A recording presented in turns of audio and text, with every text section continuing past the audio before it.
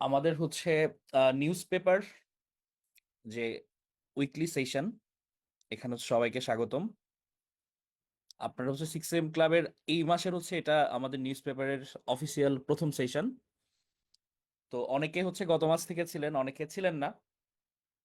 আবার আমাদের পেজে হচ্ছে অনেকে যুক্ত হচ্ছেন। তো সবাইকে হচ্ছে অফিসিয়ালি ওয়েলকাম আমাদের নিউজ পেপার সেশনে। আপনাদের সাথে আছে আমি ডক্টর সিদ্ধার্থ, ইনস্ট্রাক্টর P2A। প্রথমে যেহেতু হচ্ছে এটা আমাদের এই মাসের প্রথম সেশন এবং অনেকে নতুন জয়েন করেছেন, কিছু র্যান্ডম কথা বলা আসলে দরকার।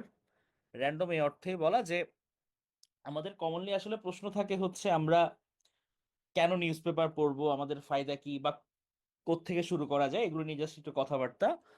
প্রথমত হচ্ছে কি, আমরা যেহেতু ক্যান্ডিডেট, আমরা বিসিএস ক্যান্ডিডেট বা যে কোনো জব সিকার হিসেবে হচ্ছে আমাদের এটা তো দায়িত্ব আমাদের আশপাশে কি ঘটছে এটা সম্বন্ধে একটা কমন একটা নলেজ রাখা, আইডিয়া রাখা, যেটার ইম্প্যাক্টটা কিন্তু আমাদের এক্সামেও পড়ে। তো প্রথমত হচ্ছে এইটার কারণে হচ্ছে আমাদের নিউজ পেপারটা রেগুলার চর্চার মধ্যে রাখতে হয়, এটা একটা কজ। তারপর হচ্ছে যেটা বললাম যে আমাদের ওই আমরা এটা থেকে কিন্তু বেনিফিশিয়ারিও। কারণ দেখা যায় কি আশপাশে ধরেন কি ঘটছে, আপনি যদি এটা কমনলি হচ্ছে যদি জানেন জিনিসটা বা চোখ একটু রাখেন, তখন কিন্তু পরীক্ষার মধ্যে কমন পাওয়ার যে ব্যাপার এটা হচ্ছে থাকে। যেমন আমরা 45 রিটেনে একটা প্রশ্ন দেখেছিলাম 5 আইস নিয়ে। আপনারা গত বছর হচ্ছে খেয়াল করলে দেখবেন যে খালিস্তানি যে মুভমেন্টটা হচ্ছিল, ওদের যে মোটামুটি যাকে হেড বলা হতো হরদীপ সিং নিজ্জার, তাকে হচ্ছে কানাডায় হত্যা করা হয়। তো ওই সময় আসলে ওই খুনের তদন্ত করতে গিয়ে প্রথম 5 আইসের যে নামটা, এরা আগে থেকে অ্যাক্টিভ ছিল 5টা দেশের গোয়েন্দা বাহিনী। তো এদের নামটা কিন্তু তখন হচ্ছে আবার অনেক বছর পর উঠে আসে, এবং মজার ব্যাপার হচ্ছে কি ওখান থেকে কিন্তু আপনার এই প্রশ্নটা পিক করে আমাদের 45 রিটেনে চলে এসেছিল যে 5 আইস নিয়ে। তো এভাবে আমরা যখন ডে টু ডে নিউজগুলোতে চোখ রাখি বা বিশ্বে কি ঘটছে এগুলোর সঙ্গে রিলেট করার চেষ্টা করি, তখন কিন্তু হচ্ছে আমরা আমাদের এক্সামের মধ্যে হচ্ছে অনেক উপকার পাই। শুধুমাত্র নিউজ পেপার যে এটা না, আপনার যে কোনো কিছুর দিকে আপনার চোখ রাখলে লাভ পাওয়া যায়। যেমন 45 একটা প্রশ্ন এসেছিল এলিফ্যান্ট পাস। এই প্রশ্নটা কিন্তু হচ্ছে আমি কখন পেয়েছিলাম হচ্ছে একটা মুভি থেকে, যে আমি মুভিতে হচ্ছে দেখেছিলাম এলিফ্যান্ট পাস নিয়ে জিনিসটা, এটা হচ্ছে তখন মাথায় ছিল, ওখান থেকে হচ্ছে উত্তর করেছি। তো আপনার নলেজ গ্যাদারিংটা হচ্ছে এমন একটা ব্যাপার, আপনি কোত্থেকে পড়ছেন কখন যে কোথায় কাজে লেগে যাবে, এটা হচ্ছে আমাদের মানে বলাই বাহুল্য আর কি। এখন আমরা হচ্ছে কোন কোন থেকে পড়বো, আমরা কি সব ধরনের নিউজ পেপার পড়বো বা সব ধরনের নিউজ পড়বো, এটা না। প্রথমত হচ্ছে আমার যেগুলো পরীক্ষায় আসার মতো, এটা দেখলে আপনারা বুঝবেন অতটুকু সেন্স আমাদের ডেভেলপ করেছে। আমরা হচ্ছে নর্মালি পজিটিভ নিউজগুলো পড়বো। আমরা পড়বো হচ্ছে হয়তো অর্থনীতি রিলেটেড নিউজগুলো। আমরা দেখবো ইন্টারন্যাশনাল নিউজগুলো। আমরা দেখবো হচ্ছে সম্পাদকীয়গুলো। তো এই ধরনের হচ্ছে জোনগুলো থেকে নর্মালি হচ্ছে আমরা পড়বো, সবগুলো পড়ার প্রয়োজন নাই। আর নিউজ পেপারের মধ্যে কোনটা আমরা নর্মালি ফলো করি, আমরা ধরেন হচ্ছে এখানে তো হচ্ছে যদি আমরা প্রথম আলো দেখেছি, তবু প্রথম আলো ছাড়াও কিন্তু হচ্ছে আপনার বণিক বার্তা আছে, টিভিএস আছে, তারপর আপনার বিবিসি দেখতে পারেন। ইংলিশের ক্ষেত্রে হচ্ছে আপনার ডেইলি স্টার ফলো করতে পারেন, ঢাকা ট্রিবিউন ফলো করতে পারেন। এগুলো হচ্ছে দেখলে আমরা হচ্ছে হবে, মানে এগুলো হচ্ছে মানে প্রথম সারির নিউজ পেপার গুলো আর কি। এখন আসি, আচ্ছা অন হয়ে গিয়েছে, আচ্ছা যাদের হচ্ছে ক্যামেরা অন আছে খুবই সাবধান, তারা হচ্ছে অফ করে নিন। আচ্ছা মাহিদুর, আমরা তো হচ্ছে লাইভে আছি নাকি? আচ্ছা হ্যাঁ, দেখা যাচ্ছে এটা, আছি। ওকে। এখন আমরা হচ্ছে যেহেতু এটা উইকলি নিউজ পেপার, উইকলির মধ্যে হচ্ছে আমরা দ্রুত প্রথম আলোর হচ্ছে একদম 29 তারিখ থেকে, অর্থাৎ রোববার থেকে আজকে শনিবার পর্যন্ত অবধি হচ্ছে নিউজ পেপার গুলো কাভার করে একটু দ্রুত চেষ্টা করব। আপনারা একটু সাথে থাকবেন, হ্যাঁ। তো আপনার এক সপ্তাহের কেন প্ল্যান, আমাদের এক সপ্তাহের প্ল্যান হচ্ছে তখন কিন্তু আপনি যে ঘটনার ক্রমটা আপনি ধরতে পারবেন যে আমাদের ওয়ার্ল্ডের কোন দিকে থেকে কোন দিকে যাচ্ছে, এক সপ্তাহের নিউজ ইজিলি অ্যানালাইসিস করতে ইজি। যেমন হচ্ছে আপনার এক সপ্তাহের যদি আমরা বিগ নিউজ বলি, বিগ নিউজ কিন্তু হচ্ছে আমাদের এই যে হিজবুল্লাহ প্রধানকে হত্যা করার পর ইরান যে ইসরায়েলে অ্যাটাক করলো, হ্যাঁ, ইরান ইসরায়েল বা ইসরায়েল লেবানন যে হামলা, এটা কিন্তু হচ্ছে আমাদের এখন মূল ইস্যু হয়ে গেছে। তো যাই হোক, আমরা হচ্ছে 29 তারিখের হচ্ছে যেটা প্রথম আলো, এটা হচ্ছে উল্টালাম। এটা প্রথম যেটা আমাদের হেডলাইন ছিল সেটা হচ্ছে কয়েক মাস নজরে রেখে হিজবুল্লাহ প্রধানকে হত্যা। আমরা জানি যে হাসান নাসরুল্লাহকে হচ্ছে মানে এই যে সংকটটা রিসেন্টলি এটা শুরু হয়েছিল কিন্তু সেই পেজার বিস্ফোরণের মাধ্যমে, যে লেবাননে হচ্ছে যে পেজার হামলা হয়, ওখানে প্রায় 37 জন মারা যায়। ওটার পর থেকে এরপর হচ্ছে হিজবুল্লাহ প্রধানকে মারা হলো। এখান থেকে কিন্তু বর্তমানের সংকটটা শুরু। তো এই যে হচ্ছে উনাকে ইসরায়েল মেরেছে, তার কিন্তু হচ্ছে বেশ কিছুদিন ধরেই তার উপর হচ্ছে নজর রাখা হয়েছে। এবং উনি ছিলেন কি, উনি ছিলেন লেবাননের শিয়াপন্থী রাজনৈতিক দল এবং সশস্ত্র সংগঠন হিজবুল্লাহর প্রধান ছিলেন উনি। 64 বছর বয়সী হচ্ছে নেতা ছিলেন। মাত্র 32 বছর বয়সে কিন্তু উনি প্রধান হয়েছিলেন। আর মূলত লেবাননের দক্ষিণ সীমান্ত থেকে দখলদার ইসরায়েলকে বিতাড়িত করতে ইরানের সমর্থনে হিজবুল্লাহ যাত্রা শুরু হয়েছিল। এবং বলা হয় ইসরায়েলকে যদি একদম সাংগঠনিকভাবে কেউ হচ্ছে প্রপারলি এক্সিস্টেন্স যারা প্রুফ করতে পেরেছিল, তাদের মধ্যে ছিল যে হিজবুল্লাহ। তো এখানে হচ্ছে হিজবুল্লাহর ইম্পর্টেন্সটা মধ্যপ্রাচ্যে হচ্ছে, যেটা আমরা ইসরায়েলি বা পশ্চিমা শক্তি বলি, এদের প্রিভেনশনে কিন্তু হিজবুল্লাহর ন্যারেটিভ বা ভূমিকাটা কিন্তু খুবই গুরুত্বপূর্ণ ছিল। তো হিজবুল্লাহকে লক্ষ্য করে হচ্ছে ইসরায়েলের হামলা। ওই যে যেটা বলেছিলাম যে প্রথম 17 থেকে 18 সেপ্টেম্বর আসলে শুরু হয়, যেটা আমাদের পেজার এবং ওয়াকি টকিতে যে বিস্ফোরণটা, এটার মাধ্যমে কিন্তু শুরু হয়েছিল। তো নাসিরুল্লাহকে হত্যা সন্ত্রাসী কর্মকাণ্ড, এটা বলেছেন কি, এটা বলেছেন হচ্ছে ইরানের সমর্থনপুষ্ট প্রতিরোধ বাহিনী বা এক্সিস্ট অফ রেজিস্ট্যান্স রয়েছে, হ্যাঁ, তারা হচ্ছে হিজবুল্লাহ। এখানে আয়াতুল্লাহ আল খোমেনি, আমরা জানি ইরানের সর্বোচ্চ নেতা, উনি হচ্ছে আয়াতুল্লাহ আলী খোমেনি, উনি হচ্ছে বলেছিলেন। তাহলে দেখেন এটা কিন্তু হচ্ছে একটা এক্সামে আসার মতো প্রশ্ন যে ইরানের সর্বোচ্চ নেতাকে, আয়াতুল্লাহ আলী খামেনি।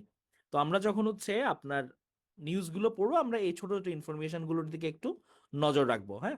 তাহলে স্বাভাবিকভাবেই হচ্ছে এখান থেকে কিন্তু আঞ্চলিক যুদ্ধের একটা শঙ্কা তৈরি হয়েছে। কারণ আপনার ইসরায়েলের সঙ্গে হচ্ছে পশ্চিমা শক্তির একটা বিশাল অ্যালায়েন্স আছে। স্বাভাবিকভাবে কি করছে তারা, তারা হচ্ছে গিয়ে এই যুদ্ধ কিন্তু একটা বিগ পার্সপেক্টিভে হচ্ছে আপনার মানে রোল প্লে করতে পারে, হ্যাঁ, বড় একটা জায়গায়। এরপর আমরা আসি ইউনিয়ন ব্যাংক থেকে 18,000 কোটি টাকা সরিয়েছেন এস আলম, এগুলো আমাদের জন্য ইম্পর্টেন্ট কিছু না। সেকেন্ড পেজে ডেঙ্গুতে একদিনে 7 জনের মৃত্যু, হাসপাতালে 860। আমরা জানি ডেঙ্গু কিন্তু মানে সফটলি হচ্ছে মহামারী আকার ধারণ করছে, হ্যাঁ, তো আমাদের একটু সতর্ক থাকতে হবে। এখন ঘরে ঘরে আসলে হচ্ছে সবার রোগ, পাত্রী বিজ্ঞাপনও আছে। শিক্ষা কমিশন কেন প্রয়োজন, এটা হচ্ছে জাস্ট আব্দুল নূরের হচ্ছে, উনি ছিলেন বিশ্ব ব্যাংকের একজন কর্মকর্তা, হ্যাঁ, বিশ্ব ব্যাংকের শিক্ষা বিষয়ক সাবেক কর্মকর্তা, উনি একটা আর্টিকেল লিখেছেন। তো এখানের মধ্যে হচ্ছে জাস্ট এক্সপ্লেনেশন, এখান থেকে দু একটা ইনফরমেশন আমরা যদি একটু দেখি যে 1972 সালে প্রধানমন্ত্রী শেখ মুজিবুর রহমান উনি কিন্তু প্রথম জাতীয় শিক্ষা কমিশন গঠন করেন। তাহলে কিন্তু আমাদের প্রিলিতে আসতে পারে কি যে আপনার প্রথম জাতীয় শিক্ষা কমিশন গঠন করেন কে, যে স্বাধীনতার পর, তাহলে হচ্ছে শেখ মুজিবুর রহমান কত সালে, 1972 সালে। এবং প্রধান কে ছিলেন এটার, প্রধান ছিলেন ডক্টর কুদরতি খুদা।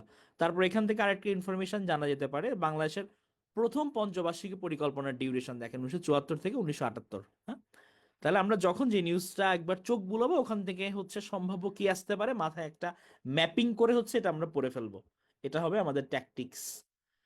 এরপর আসে হচ্ছে ছানামুখীর জিআই স্বীকৃতি লাভ, হ্যাঁ, জিআই জিআই নিয়ে হচ্ছে যখন আমাদের গত বছর থেকে মূলত আলোচনা বেশি শুরু হয়, কারণ হচ্ছে টাঙ্গাইলের, আপনারা জানেন যে টাঙ্গাইল যদিও আমাদের ঐতিহ্য ছিল, বাট হচ্ছে ভারত দাবি করেছিল টাঙ্গাইল তাদের, টাঙ্গাইল শাড়ি, সেখান থেকে কিন্তু হচ্ছে তারপর বাংলাদেশের টনক নড়ে যে আমরা তো জিআই এর জন্য নিবন্ধন করছি না কেন। ওখান থেকে কিন্তু হচ্ছে গিয়ে এরপর কন্টিনিউ মোটামুটি জিআই এর জন্য বিভিন্ন জেলা উপজেলা সবাই হচ্ছে ট্রাই করছে, বিভিন্ন জেলা প্রশাসন। তো আপনারা দেখি হচ্ছে কতটুকু আইডিয়া আছে, এখন আপনারা বলতে পারবেন যে আমাদের এখন পর্যন্ত জিআই তালিকায় হচ্ছে এনলিস্টেড হয়েছে কয়টা, কমেন্ট করেন। জিআই তালিকায় কটা এনলিস্টেড হয়েছে এখন পর্যন্ত? ইয়েস, আমাদের হচ্ছে 43টা। হ্যাঁ, 43টা কিন্তু হচ্ছে আমরা এনলিস্টেড হয়েছে লাস্ট অব্দি। এখানে হচ্ছে আপনার সর্বশ্রেষ্ঠ হচ্ছে সুন্দরবনের মধু, হ্যাঁ, সুন্দরবনের মধু পর্যন্ত এই 43টা গিয়েছে। তবে এখানের মধ্যে হচ্ছে 43টা যে আমাদের মুখস্থ রাখতে হবে ব্যাপারটা এরকম না, জাস্ট হচ্ছে আপনাদের খেয়াল রাখতে হবে যে জিআই স্বীকৃতির ব্যাপারে আমরা নর্মালি জানি কি যে জিআই হিসেবে আমাদের মূল স্বীকৃতি দেয় হচ্ছে উইপো, হ্যাঁ, ইন্টেলেকচুয়াল প্রপার্টি অর্গানাইজেশন ওয়ার্ল্ডের। এবং আমাদের দেশীয় যারা হচ্ছে জিআই নিয়ে কাজ করে দেশীয়ভাবে, সেটা হচ্ছে আমাদের ডিপিডিটি, শিল্প মন্ত্রণালয়ের অধীনে যে ডিপিডিটি আছে আমাদের, এই যে আপনার পেটেন্ট ডিজাইন অ্যান্ড ট্রেডমার্কস অধিদপ্তর, হ্যাঁ, ওদের কাছে যখন হচ্ছে আপনি কি করবেন, ধরেন হচ্ছে আপনি একটা এলাকার জেলা প্রশাসক, আপনার হচ্ছে এখানকার কোনো কিছু একটা ফেমাস, হ্যাঁ, ঐতিহ্যগতভাবে আপনার এলাকার এটা ফেমাস, আপনি কি করলেন, আপনি হচ্ছে গিয়ে জেলা প্রশাসনের মাধ্যমে ওই ডিপিডিটির কাছে হচ্ছে আপনি অ্যাপ্লাই করলেন। এখন ডিপিডিটি কি করবে, আপনার কাগজপত্র সব ভেরিফাই করবে, ভেরিফাই করে হচ্ছে সবগুলো যদি অথেন্টিক থাকে, তারপর হচ্ছে উনি একটা আপনার এই যে জিআই স্বীকৃতি, এটা হচ্ছে জার্নালে প্রকাশ করে। জার্নালে প্রকাশ করার পর পুরো ওয়ার্ল্ড থেকে যদি কোনো দেশ 2 মাসের মধ্যে যদি কোনো আর বিরোধিতা না করে, তখন কিন্তু আপনার নামে জিআই স্বীকৃতিটা একদম পার্মানেন্ট হয়ে যাবে। ঠিক আছে? এখন হচ্ছে আমরা তাহলে কয়টা পেলাম? 43টা পেলাম, সর্বশেষটা কি? সুন্দরবনের মধু। আরেকটা জিনিস খেয়াল রাখবেন যে ডিপিডিটি, তাহলে পরীক্ষা আসতে পারে কিন্তু যে ডিপিডিটি কোন মন্ত্রণালয়ের অধীন, তাহলে এটা কি হবে? এটা হচ্ছে শিল্প মন্ত্রণালয়ের অধীন। তো এটা এখানে বলেছে। আর হচ্ছে ইম্পর্টেন্ট নাই, মব জাস্টিসের নামে অপরাধ করলে ছাড় নয়, এটা বলেছেন হচ্ছে চট্টগ্রামের আইজিপি। হ্যাঁ, চট্টগ্রামের আইজিপি বলেছেন। খুব একটা ইম্পর্টেন্ট কথা এটা, আসলে মবের সঙ্গে জাস্টিসটা যায় না কথাটা যদিও, কারণ মব কখনো হচ্ছে জাস্টিস প্রপারলি করতে পারে না। ক্ষতির মুখে হচ্ছে গুরুত্বপূর্ণ নিদর্শন, এটা হচ্ছে জাতীয় জাদুঘরের প্রত্নতাত্ত্বিক নিদর্শনগুলো যে প্রপারলি সংরক্ষণ করা যাচ্ছে না, দুঃখজনক। তাপমাত্রা আর্দ্রতার পরিবর্তন বা আলো পরিমাপের ব্যবস্থা নেই, এটা নিয়ে বলা হয়েছে। জনগণের আস্থা ফিরিয়ে আনার চেষ্টা করা হচ্ছে। ঢাকায় খাল দিয়ে ব্লু নেটওয়ার্ক তৈরির পরিকল্পনা হচ্ছে। তাহলে দেখেন, আমাদের যিনি হচ্ছে রিজওয়ানা হাসান, আমাদের পরিবেশ বিষয়ক যিনি উপদেষ্টা, উনি বলেছেন ঢাকার খালকে সমন্বয় করে ব্লু নেটওয়ার্ক উনি তৈরি করতে চান, এটা গভর্নমেন্ট পরিকল্পনা করেছে বলে উনি বলছেন। তাহলে যদি কোনো এক্সামে আসে সামনে যে ব্লু নেটওয়ার্ক কিসের সঙ্গে হচ্ছে আওতাভুক্ত, তখন মাথায় রাখতে হবে কি, যে ঢাকার খাল এটার সঙ্গে হচ্ছে রিলেটেড। স্থানীয় সরকার শক্তিশালী হবে রাজনৈতিক দলগুলো চাইলে। আমরা জানি লোকাল গভর্নমেন্টের উপরে কিন্তু হচ্ছে আমাদের পুরো শাসন ব্যবস্থাটা নির্ভর করে। আমাদের যিনি হচ্ছে বলেছেন যে একটা এতে আমাদের জাতীয় সংলাপে যে যদি আমাদের রাজনৈতিক দলের ইন্টেনশন ভালো থাকে, তাহলে কিন্তু আমাদের লোকাল গভর্নমেন্ট গুলো হচ্ছে স্ট্রং হবে। পার্বত্যবাসী মনে করে সংঘাত ঘটতে দেওয়া হচ্ছে, এটা হচ্ছে দেবাশিস রায়ের একটা হচ্ছে স্পেশাল সাক্ষাৎকার। আমরা জানি যে পার্বত্য চট্টগ্রামে অনেকদিন ধরে আসলে সমস্যা চলছে এবং রিসেন্টলি আমরা এটা দেখেছি। তো এটা নিয়ে আসলে বেসিক্যালি হচ্ছে উনি বলেছেন, আমাদের দেবাশিস রায় চাকমা রাজা। তো এই প্রসঙ্গে হচ্ছে যেহেতু এখানে কথা এসছে পার্বত্য চট্টগ্রাম, আমরা ছোট্ট করে যদি হচ্ছে পার্বত্য চট্টগ্রামের এতদিন ধরে চলে আসা ইস্যুগুলো যদি হচ্ছে আমরা একটু দেখি যে আসলেই কেন সংকট। আমরা বিবিসি থেকে এটা নিয়েছি, আশা করি এটা আপনারা দেখতে পাচ্ছেন। হ্যাঁ, বাংলাদেশের পার্বত্য, এটা হচ্ছে অনেক আসলে আগের নিউজ, যে বাংলাদেশের পার্বত্য চট্টগ্রামে অশান্তির পেছনে যে 7টি কারণ, এটা যদি আমরা একটু এক নজর চোখ বুলাই। প্রথমত হচ্ছে শান্তি চুক্তির বাস্তবায়ন। আমরা যদিও জানি যে শান্তি চুক্তি সই করা হয়েছিল কিন্তু 1997 সালের 2রা ডিসেম্বর, বাট এখানে হচ্ছে অনেক ক্লজ ছিল। এখন পাহাড়িদের অভিযোগ হচ্ছে গিয়ে যে যে কথাগুলোর বেসিসে এই শান্তি চুক্তিটা হয়েছিল তার অনেক কিছু হচ্ছে মানা হচ্ছে না। হ্যাঁ, তাহলে ওখান থেকে হচ্ছে একটা কনফ্লিক্টের ব্যাপার তৈরি হয়েছে। আঞ্চলিক এবং পার্বত্য পরিষদের নির্বাচন, আমরা জানি যে 97 সালের পরেই কিন্তু 3টা পার্বত্য জেলা পরিষদ গঠিত হয় এবং বলা হয়েছিল কি ওখানে কিন্তু রেগুলার টাইমে নির্বাচন হবে এসবে। কিন্তু দেখা গেছে কি যে পার্বত্য জেলা পরিষদ গঠনের পর থেকে যারাই দায়িত্বে ছিল তারাই কিন্তু এখনো আছে।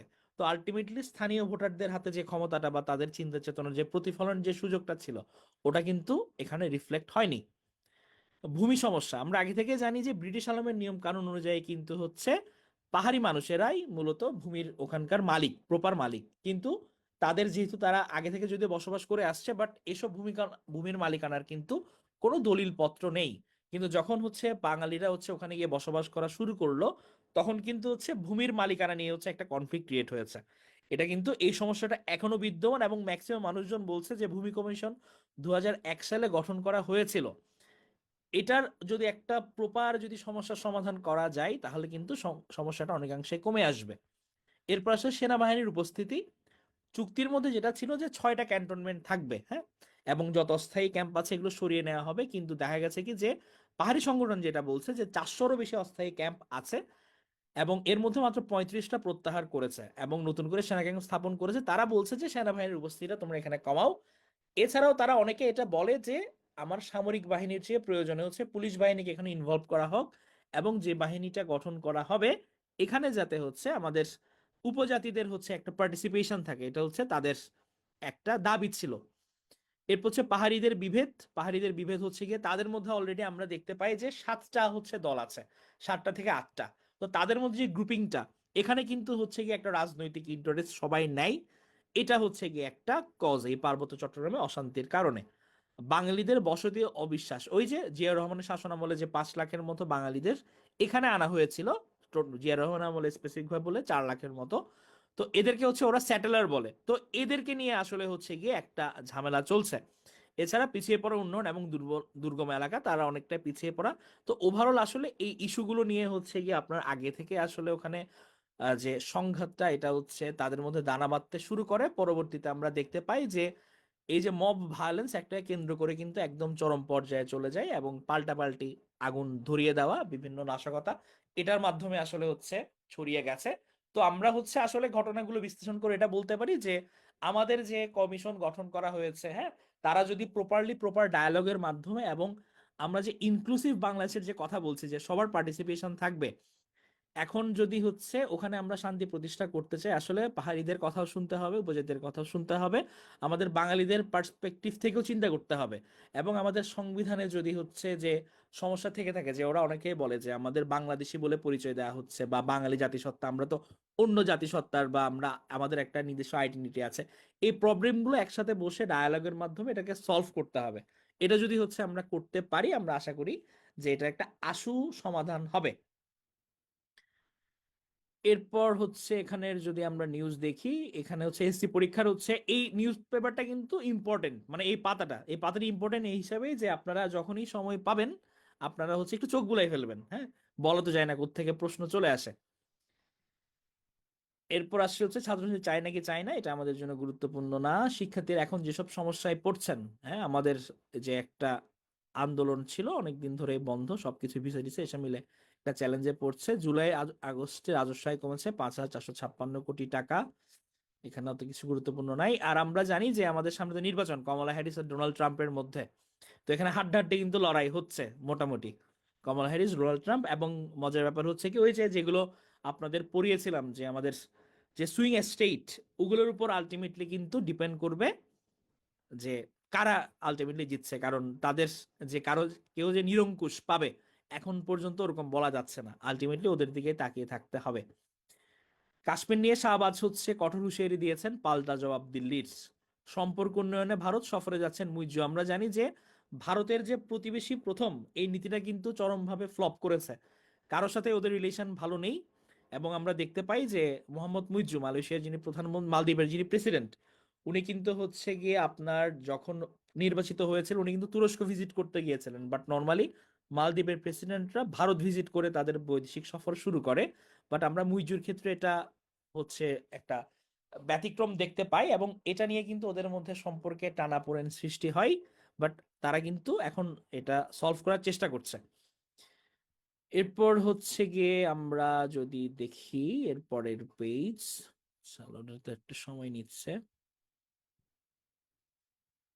আচ্ছা, শেষ পাতায় চলে এসেছে। আচ্ছা, এর আগে তো নিউজ, এখানে ওরকম কিছু নেই। ক্রিয়া ফেডারেশন নতুন নেতার খোঁজে 1.5 মাসেও। আচ্ছা, এখানে ইম্পর্টেন্ট কিছু নেই, আমরা 30 তারিখের নিউজটাতে যাই। হ্যাঁ হ্যাঁ হ্যাঁ, চিনে চিনে চিনে চিনে, ইয়েস। আচ্ছা, এরপর হচ্ছে কি ভঙ্গুর পুলিশ প্রতিধাপে প্রয়োজন সংস্কার। তারপর হচ্ছে এখানে পুলিশের যে সংস্কার ব্যবস্থা প্রয়োজন এটাই বলেছে এখানে। আর প্রথমের মধ্যে আমাদের পরীক্ষার জন্য যে এরকম ইম্পর্টেন্ট কিছু নেই। লেবাননে ইসরায়েলের বিমান হামলা চলছে, স্থল অভিযানের প্রস্তুতি। হ্যাঁ, যে ইসরায়েল যে স্থল অভিযান শুরু করেছে ওটা ব্যাপারে বলা হয়েছে। অসন্তোষ নিরসনে 5 পরামর্শ আইএলওর। আমরা জানি ইন্টারন্যাশনাল লেবার যে অর্গানাইজেশন আইএলও, তারা হচ্ছে তারা যে আশুলিয়ার মধ্যে আপনারা জানেন যে আমাদের ওখানে কিন্তু ব্যাপক ধরনের অস্থিরতা চলছে, মূলত মজুরি নিয়ে তাদের মধ্যে একটা অসন্তোষ আছে। তো ওটা নিয়ে যে অস্থিরতা চলছে ওখানে কিন্তু প্রাণহানিও হয়েছে। তো ওই ব্যাপারে 5টা পদক্ষেপ ওনারা কথা বলেছেন। 5টা কি কি, যে মজুরি কাঠামো ও নীতি সংস্কার, শ্রম আইন সংস্কার এবং আইনি সুরক্ষা শক্তিশালী করা, শক্তিশালী শিল্প সম্পর্কে ব্যবস্থা প্রণয়ন, সামাজিক সুরক্ষা ও পেশাগত স্বাস্থ্য সুরক্ষা নিশ্চিত করা, এটা তারা অ্যাডভাইস করেছে। আমরা এটা দেখলাম। তারপর হচ্ছে তথ্য কমিশন, তথ্য অধিকার আইনের সংস্কার প্রয়োজন। কিশোরীদের পুষ্টিতে নজর নেই। আপনারা জানেন 30 সেপ্টেম্বর কিন্তু জাতীয় কন্যা শিশু দিবস ছিল। সেখানে নিউজ করা হয়েছে যে কিশোরীদের যে আগে আয়রন, যে ফলিক অ্যাসিড এটা খাওয়ানো হতো, এটা 4 মাস ধরে ট্যাবলেট দেওয়া হচ্ছে না। তো এই কারণে হচ্ছে দৃষ্টিপাত করা হয়েছে এটার উপর। লেবানন ইসরায়েলের হামলা চলছেই, হবিগঞ্জে সর্বত্র জাহিরের থাবা, রাজনীতিকরণ থেকে পুলিশকে বের হতে হবে। এটা হচ্ছে বর্তমান বিদ্রোহের পর বা বিপ্লবের পর আমরা যেটাই বলি স্বাধীনতা 2.0, যাই নামকরণ করি না কেন, এটার পর আসলে পুলিশের ভূমিকা নিয়ে অনেক কথাবার্তা এসছে। কারণ হচ্ছে পুলিশ পলিটিক্যালি বেশি ইনভলভ হয়ে গিয়েছিল, বাট তারা যেহেতু সরকারি কর্মচারী, তো তাদের যে দায়িত্ব ওই ব্যাপারে আসলে হচ্ছে অনেক কথাবার্তা হয়েছে, ওটার প্রসঙ্গে ইনি এটা বলেছেন। নতুন পিপিজিপি নিয়োগ হয়নি, বিচার বাধাগ্রস্ত। হিজবুল্লাহর ঘুরে দাঁড়ানোর ইতিহাস রয়েছে। আমরা জানি হিজবুল্লাহর উপর হচ্ছে অনেক আসলে অ্যাটাক করা হয়েছে এর আগেও, যে 4 বছর আগে ইসরায়েলে হামাসের প্রতিষ্ঠাতা শেখ আহমেদ ইয়াসিনকে হত্যা করা হয়েছে, তাতেও হামাসকে দমন করা যায়নি। তেমনি ভাবে কিন্তু আপনার যে হিজবুল্লাহ তাদের উপরে কিন্তু অনেক অ্যাটাক চলেছে, আলটিমেটলি কিন্তু এটা সাকসেসফুল করা যায়নি। এবং নর্মালি দেখা যায় কি, সিআইএ মার্কিন গোয়েন্দা সংস্থা তারা যে কোনো সশস্ত্র গোষ্ঠীকে নিষ্ক্রিয় করার জন্য যে পদ্ধতি অবলম্বন করেন, তারা করেন কি, তারা হচ্ছে গিয়ে আপনার যে মিডল লেভেলে বা উপরের লেভেলে যত নেতা থাকে এবং মধ্যসারির ব্যবস্থাপক, অর্থাৎ আপনি নেতার পর যারা বাই সিরিয়াল আসতে থাকে, যে উনি মারা গেলে সে দায়িত্ব নিবে, সে মারা গেলে সে দায়িত্ব নিবে, তারা কিন্তু দেখা যায় কি ওদের এগেনস্টে হচ্ছে কি অভিযান চালায়, ওদেরকে মেরে দিয়ে দেখা যায় সশস্ত্র গোষ্ঠীগুলোকে নিষ্ক্রিয় করে ফেলে। তেমনি হচ্ছে গিয়ে এরকম হিজবুল্লাহর উপর আসলে হচ্ছে ওদের অনেকের উপরে অ্যাটাক করা হয়েছে এবং অনেকে মারা গেছে, কিন্তু তাদেরকে যে টলানো গিয়েছে ব্যাপারটা কিন্তু এরকম নয়।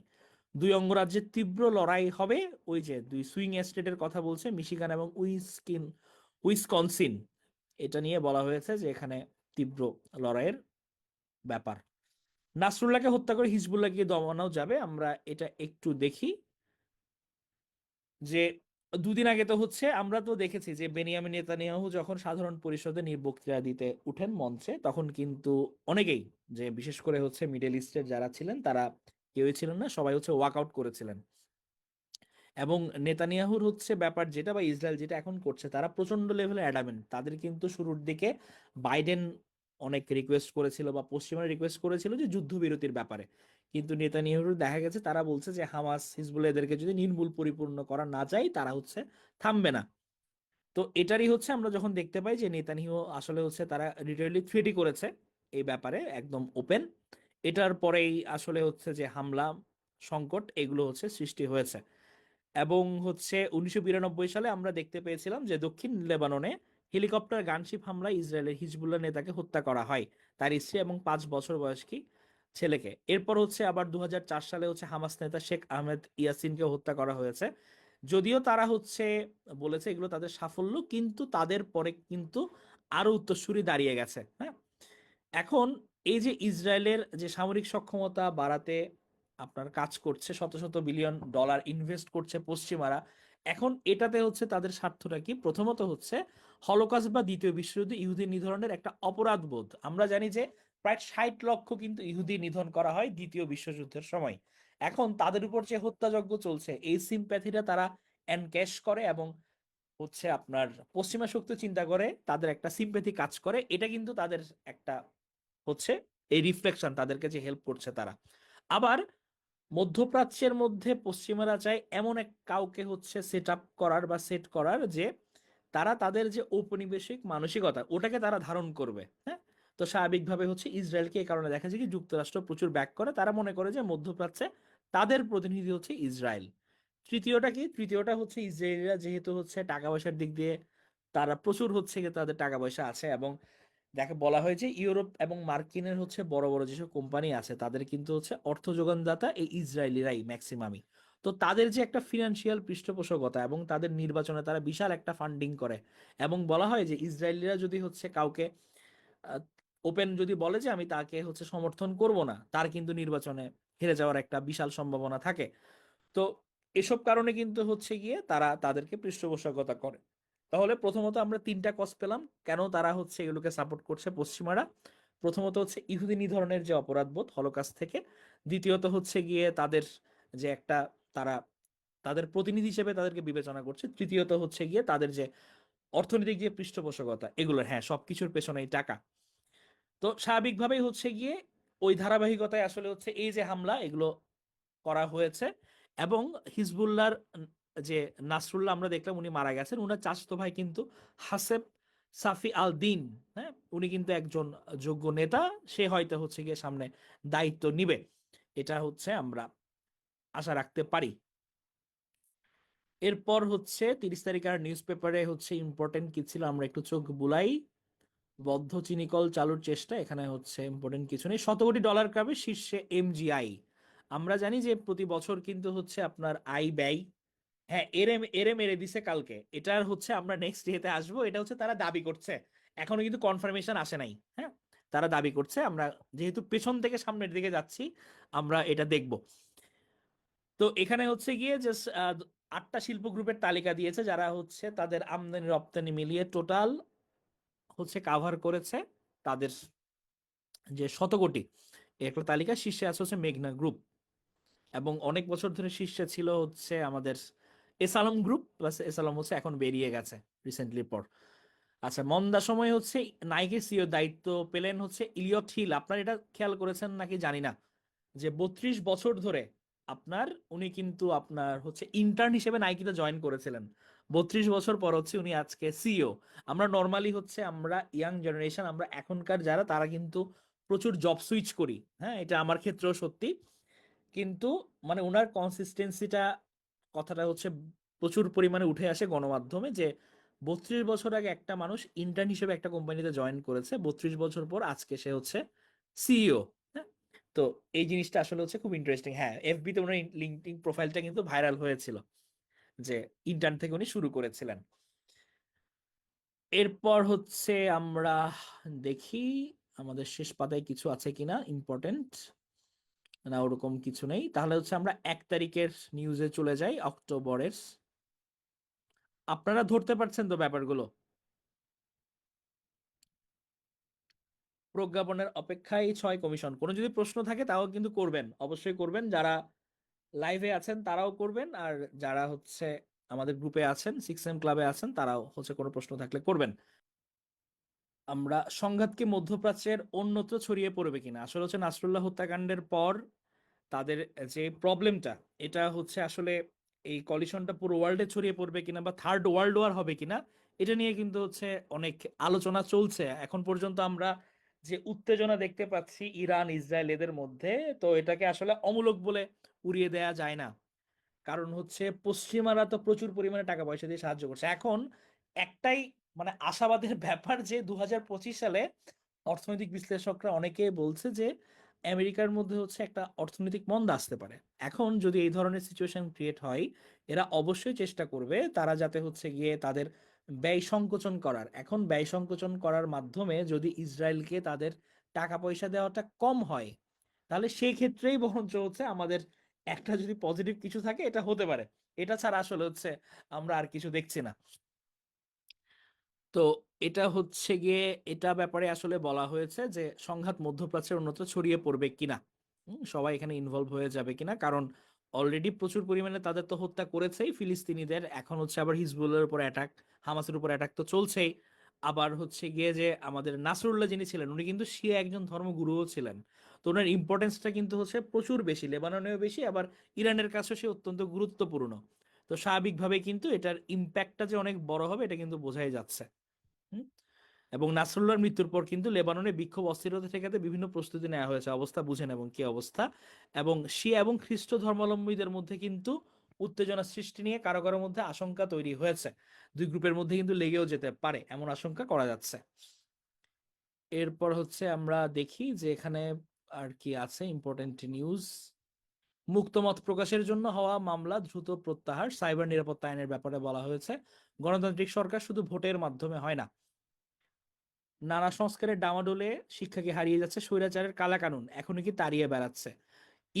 ইশিবা শিগেরুর প্রধানমন্ত্রী তো সংক্ষিপ্ত হতে পারে। আপনারা জানেন, আমরা বলছিলাম যে এখান থেকে বিভিন্ন প্রশ্ন কেমন আসে। যেমন জাপানের কিন্তু রিসেন্টলি হচ্ছে গিয়ে যিনি জয়লাভ করেছেন প্রধানমন্ত্রী হিসেবে, জয়লাভ বলতে ওদের নর্মালি হচ্ছে সংখ্যাগরিষ্ঠ দলের যিনি নেতা নির্বাচিত হন, উনি স্বাভাবিকভাবে হচ্ছে প্রধানমন্ত্রী হয়ে যান।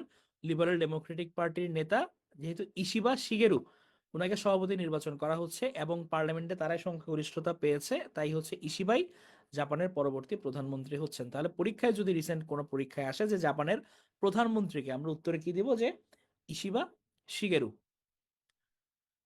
এরপর হচ্ছে আমরা যদি দেখি আর গুরুত্বপূর্ণ নিউজ আছে কিনা। স্থল হামলায় মোকাবিলায় প্রস্তুত হিজবুল্লাহ, যে অ্যাটাক চালিয়েছে। এবারের মুখোমুখি বিতর্কে দুই ভাইস প্রেসিডেন্ট পদপ্রার্থী। আমরা জানি যে টিম ওয়ালস এবং হচ্ছে জেডি ভান্স, আপনার আমাদের ডোনাল্ড ট্রাম্পের হচ্ছে গিয়ে রানিং মেট হচ্ছে জেডি ভান্স, আর টিম ওয়ালস হচ্ছে কমলা হ্যারিসের।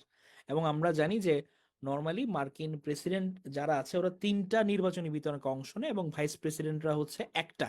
এখন হচ্ছে ভাইস প্রেসিডেন্টদের হচ্ছে বিতর্কটা চলবে, এটা নিয়ে হচ্ছে বলা হচ্ছে। এরপর হচ্ছে সংস্কার কার্যক্রমে ঘনিষ্ঠভাবে পাশে থাকবে আইএমএফ, এটা নিয়ে কথা হয়েছে। বড় হচ্ছে কফির বাজার, দেশে বেড়েছে কফির চাষ। 34তম আন্তর্জাতিক প্রবীণ দিবস, তাহলে 1 অক্টোবর কোন দিবস? এটা হচ্ছে আন্তর্জাতিক প্রবীণ দিবস। গণপ্রজাতন্ত্রী চীনের 75তম প্রতিষ্ঠা বার্ষিকী, তাহলে এটা একটা ইম্পর্টেন্ট কিন্তু হচ্ছে, আপনারা অনেক ইনফরমেশন পাবেন যে কোনো ফোকাস রাইটিং এর ক্ষেত্রে কিন্তু এগুলো আপনারা লিখতে পারবেন, হ্যাঁ, যে ইনফরমেশন গুলো। ওকে, হ্যাঁ, শুভ সকাল। আপনারা কমেন্ট করতে পারেন ফেসবুকে আপনার যদি কোনো প্রশ্ন থাকে।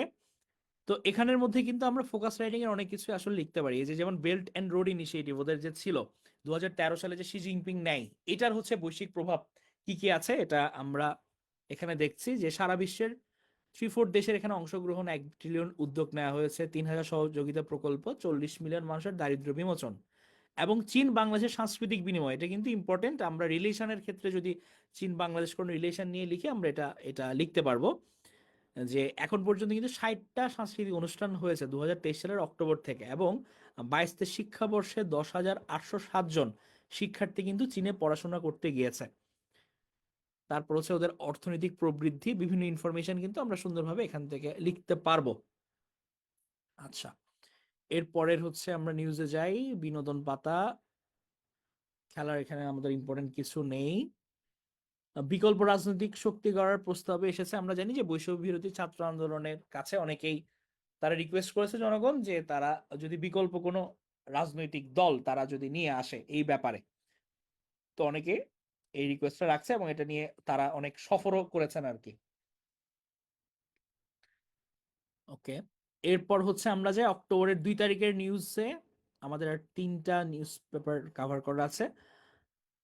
বেসিক শেয়ার কারসাজি, এই অভ্যুত্থান নিজেই বড় একটা মীমাংসা। আচ্ছা, এই সাক্ষাৎকারটা হচ্ছে আমাদের তত্ত্বাবধায়ক অন্তর্বর্তী সরকার, যিনি প্রধান উপদেষ্টা বিশেষ সহকারী মাহফুজ আলম, যাকে হচ্ছে আমাদের ইউনুস মাস্টার মাইন্ড বলে পরিচয় করিয়ে দিয়েছেন আপনার, ওনার হচ্ছে এই যে একটা বিশেষ সাক্ষাৎকার 2 পর্বের, এটা তুলে ধরা হয়েছে এবং ওনাকে মাস্টার মাইন্ড নিয়ে পরিচয় করা দেওয়ার পর অনেক বিতর্কও হয়েছে, কিন্তু যাই হোক আমরা ওগুলো পাশে রেখে হচ্ছে তার এই সাক্ষাৎকারটার দিকে যদি একটা জিনিস খেয়াল করি, একটা জিনিস দেখবেন যে যে কোনো বিপ্লবের ক্ষেত্রে কিন্তু যে তত্ত্ব জিনিসটা, তত্ত্ব জিনিসটা কিন্তু খুব একটা ইম্পর্টেন্স প্লে করে।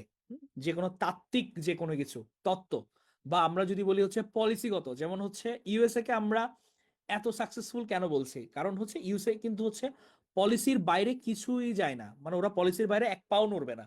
হ্যাঁ, তেমনি কিন্তু এই বিপ্লবের যে একটা তাত্ত্বিক গুরু বলা হচ্ছে কিন্তু মাহফুজুল আলমকে। এখন তাদের অ্যাক্টিভিটিটা কেমন ছিল, তারা এই ব্যাপারে তারা বলেছেন যে কোটা সংস্কারের ওই সময় থেকে কিন্তু তারা হচ্ছে মোটামুটি অ্যাক্টিভ ছিল, এবং তাদের যেটা রোলের কথা তারা বলেছে, তারা কিছু পাঠচক্র এবং সাংস্কৃতিক অনুষ্ঠান তারা হচ্ছে করেছে। তারা যখন প্রথম ফর্ম হয় তারা হচ্ছে কি করে, তারা হচ্ছে গিয়ে গুরুবার নামে, হুম, গুরুবার আড্ডা নামে একটা পাঠচক্রের হচ্ছে গিয়ে উনি প্রথম আয়োজন করে। উনি তো আইনশাস্ত্রের স্টুডেন্ট ছিলেন। এই গুরুবার আড্ডার মধ্যে তারা বিভিন্ন ধরনের ফিলোসফি নিয়ে তারা হচ্ছে আলোচনা করতো, হ্যাঁ, একদম মানে আপনার কোনো কাস্ট ক্রিড এসবের মধ্যে লিমিট না, যেমন রবীন্দ্রনাথ, বিবেকানন্দ, আল্লামা ইকবাল এদেরকে নিয়ে আলোচনা করা হয়েছে। লেনিনের কথা এসছে, তারা কামরুদ্দিন আহমেদের লেখা পড়েছে, তারা ইসলামী রাষ্ট্রভাবনা নিয়ে চিন্তা করেছে। অর্থাৎ সব ধরনের, আমরা নর্মালি হচ্ছে এখন যেটা আমরা দেখতে পাই যে আমাদের মধ্যে আমরা যে কোনো একটা মতাদর্শ নিয়ে কিন্তু হচ্ছে ফিক্স থাকি, এটার বাইরে কোনো কিছু চিন্তা ভাবনা করতে পারি না। বাট যখন হচ্ছে আপনি একটা বিশ্বজনীন নাগরিকত্বের কথা চিন্তা করবেন, বা আপনি হচ্ছে কি ওরকম একটা প্রপার থিওরি দিতে চাইবেন, আপনার কিন্তু নলেজের ডেপথটা ওরকম হতে হবে যে আমাদের সব ধরনের জিনিসকে হচ্ছে আমরা একসেপ্ট করব। পরে হচ্ছে কি আমরা আমরা যেটাকে বেছে নিই, কিন্তু আমাদের সবকিছু জানতে হবে, পড়তে হবে। আমরা কিন্তু এটা দেখছি যে তারা বৃহস্পতিবার তাদের এই আড্ডাটা বসতো, এবং এখানে কিন্তু হচ্ছে নাহিদ সহ টোটাল 4 জন ছিলেন, নাহিদ ইসলাম আমাদের যিনি এখন উপদেষ্টা আছেন। এরপর তারা বলছেন যে 1 জুলাই থেকে 14 জুলাই পর্যন্ত সেই অর্থে কিন্তু তারা কোনো সমর্থন পায়নি। পরবর্তীতে আসলে যখন বাংলা ব্লকেট আসে এটার পরেই কিন্তু হচ্ছে আপনার তাদের যে জনমানুষ যে তাদের সঙ্গে যুক্ত হলো, এটা তারা এসছিল। তো এখানে আসলে হচ্ছে বিভিন্ন তারা প্রশ্ন করেছে। প্রথম আলো বলেছে যে যে কোনো অভ্যুত্থানে দুইটা দিক থাকে, একটা হচ্ছে পতন আর একটা হচ্ছে পত্তন। পতন তো হয়ে গেছে, এখন নাগরিকদের যে আশা আকাঙ্ক্ষার এটা প্রতিফলন কিভাবে হবে এ ব্যাপারে তারা জানতে চেয়েছে। তো এরপর হচ্ছে নতুন রাজনৈতিক বন্দোবস্তের কথা শোনা যাচ্ছে অভ্যুত্থান পরবর্তী সময় নাগরিকরা কোন ধরনের রাষ্ট্র দেখতে চাইছে। তো তারা বলছে কি যে রাষ্ট্রের একটা দিক থেকে উপরের দিক আর একটা হচ্ছে অন্তঃস্থলের দিক, কারণ উপরেরটা যদি ঠিক না করে উপরের তল ঠিক করার অর্থ হচ্ছে নিচেরটা ঠিক না করে যে পুরোনো ময়লার উপর নতুন চাদর বিছিয়ে দেওয়া। অর্থাৎ সে বলছে কি যে আপনার আমাদের যে সংস্কারের যে ব্যাপারটা, আমাদের কাঠামোগত যে সংস্কৃতির যে পরিবর্তনটা, এটা আগে দরকার। তারপর হচ্ছে কি আমাদের যে ক্ষমতার পালাবদল, কারণ আমরা জনগণ স্বাভাবিকভাবে চাইছি কি যে ক্ষমতার পালাবদল। হ্যাঁ, এখন ক্ষমতার পালাবদলের চেয়েও আবার কিছু মানুষ চাইছে ক্ষমতার কাঠামোর পালাবদল। এখন কাঠামোর পালাবদল করতে হলে হচ্ছে কিছু সংস্কারের মধ্য দিয়ে যেতে হবে, এটা উনি বলছেন। তো এই হচ্ছে গিয়ে তার মোটামুটি এই যে সারসংক্ষেপ যে অভ্যুত্থান নিয়ে তিনি কথা বলেছেন, এটা আপনারা পড়ে নিবেন। এরপর হচ্ছে এখানে আমরা আর যদি ইম্পর্টেন্ট কিছু পাই, দেখি পরের পেজে যাই।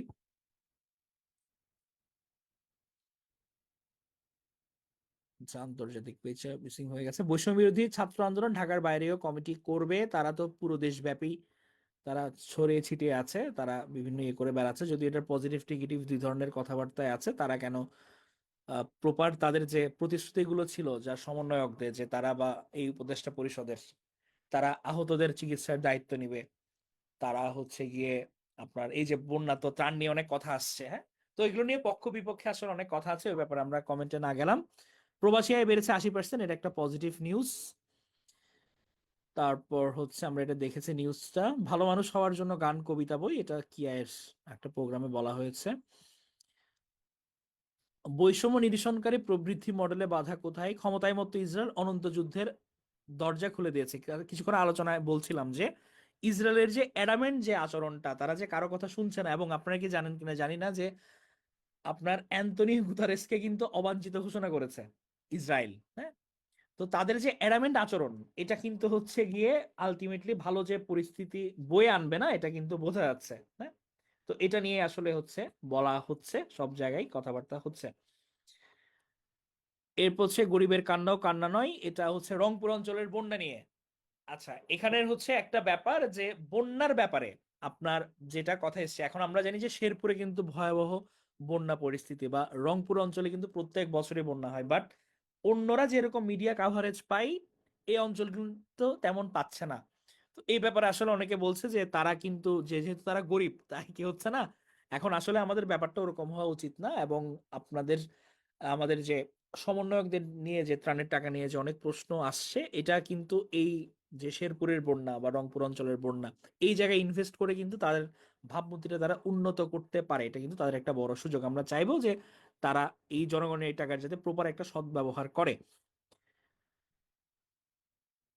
এরপর হচ্ছে বাজারে আলু পেঁয়াজের দাম কতটা কমেছে, নিত্য প্রয়োজনীয় পণ্য এখানে হচ্ছে গত এক মাসে বেশ খানিকটা বেড়েছে, কমানোর প্রতিশ্রুতি থাকবে, আমরা আশা করছি তারা কমাবে। কমলা হ্যারিসকে সমর্থন দিল new York Times. New York Times আমরা জানি যে ইউএস এর একটা কিন্তু বড় গণমাধ্যম, তারা কিন্তু কমলা হ্যারিসকে হচ্ছে আপনার কি করেছে, তারা সমর্থন দিয়েছে। আচ্ছা, শৈলী আপু কমেন্ট করেছেন শেরপুরে কোনো রেসপন্স কি মনে হয়, হ্যাঁ এর অত্যন্ত দুঃখজনক। আমরা হচ্ছে এখন হচ্ছে ভাইরালের টাইম, যে যেটা ভাইরাল হয় মিডিয়াতে ফুটেজ বেশি, আমরা ওদিকে ঝুঁকে পড়ি।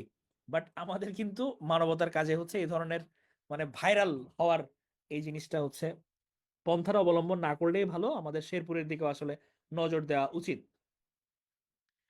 আচ্ছা, তাহলে হচ্ছে কমলা হ্যারিসকে সমর্থন দিল নিউ ইয়র্ক টাইমস, এটা কিন্তু বিশাল একটা ব্যাপার যে কমলা নিউ ইয়র্ক টাইমস এর মতো সম্পাদনা বোর্ড ওপেন তারা সাপোর্ট দিচ্ছে। হ্যাঁ, এবং আমরা এর আগেও দেখেছি যে আরেকটা ম্যাগাজিন দ্য নিউ ইয়র্কার ম্যাগাজিনে কিন্তু ট্রাম্প বাদ যে কেউ নীতি নিয়ে নিবন্ধন প্রকাশ করা হয়। হ্যাঁ, ওরা কিন্তু হচ্ছে আপনার যুক্তরাষ্ট্রের স্থিতিশীলতা স্নায়ু প্রকৃতির উপর চলমান আক্রমণের প্রতিনিধি হচ্ছে রিপাবলিকানরা, ম্যাগাজিনের সম্পাদকরা বলেছিলেন।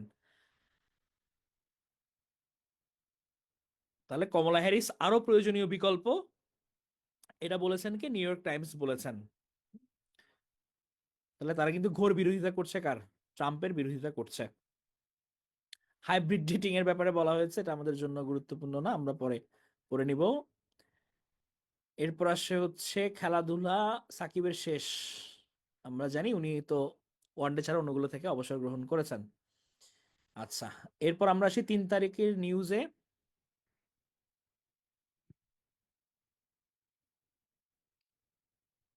মধ্যপ্রাচ্যে যুদ্ধ ছড়িয়ে পড়ার আশঙ্কা, এই এটাই যে আপনার অ্যাটাক নিয়ে বলা হচ্ছে। গতকাল লেবাননে সশস্ত্র লড়াই ইসরায়েলের 8 সেনা নিহত। এই যে গুতারেসকে অবাঞ্ছিত ঘোষণা করেছেন ইসরায়েল। হ্যাঁ, আর হচ্ছে ওই যে মঙ্গলবার রাতে আমরা যে দেখেছি যে প্রায় 200 ক্ষেপণাস্ত্র ছুড়েছে কিন্তু ইরান। ইসরায়েলের দাবি, যদিও তারা ম্যাক্সিমাম ভূপাতিত করেছে, নৈরাজ্য ছড়ানোর পরিণতি ইসরায়েলকে ভোগ করতে হবে। তাহলে এটা কিন্তু পাল্টা পাল্টি হুমকি ধামকি চলছে। ইসরায়েল বলছে ইরান বড় ভুল করেছে, এবং ইসরায়েলের জনগণও কিন্তু তাদের সাপোর্টে আছে। যুদ্ধ ছড়ানোর শঙ্কা, ইরান হচ্ছে গিয়ে তো ইয়ে করে থাকছে না, এবং তারা দাবি করেছে এখানে বেশিরভাগ কিন্তু অত্যাধুনিক ছিল ক্ষেপণাস্ত্র, বাট ইসরায়েল দাবি করেছে বেশিরভাগ তারা ভূপাতিত করেছে। আচ্ছা, ইরানের যে আপনার তারা যে মিসাইল, তারা যে প্রিভেন্ট করে, হ্যাঁ, তাদের যে বিশেষ যে ব্যবস্থা, এটার নাম কি? যারা ফেসবুক লাইভে যুক্ত আছেন তারা দেখি বলেন, ইসরায়েল কোনটা নিয়ে এত বাহাদুরি করে, তাদের কোন সেই প্রতিরক্ষা ব্যবস্থা? দেখি যারা লাইভে আছে তারা কমেন্ট করেন।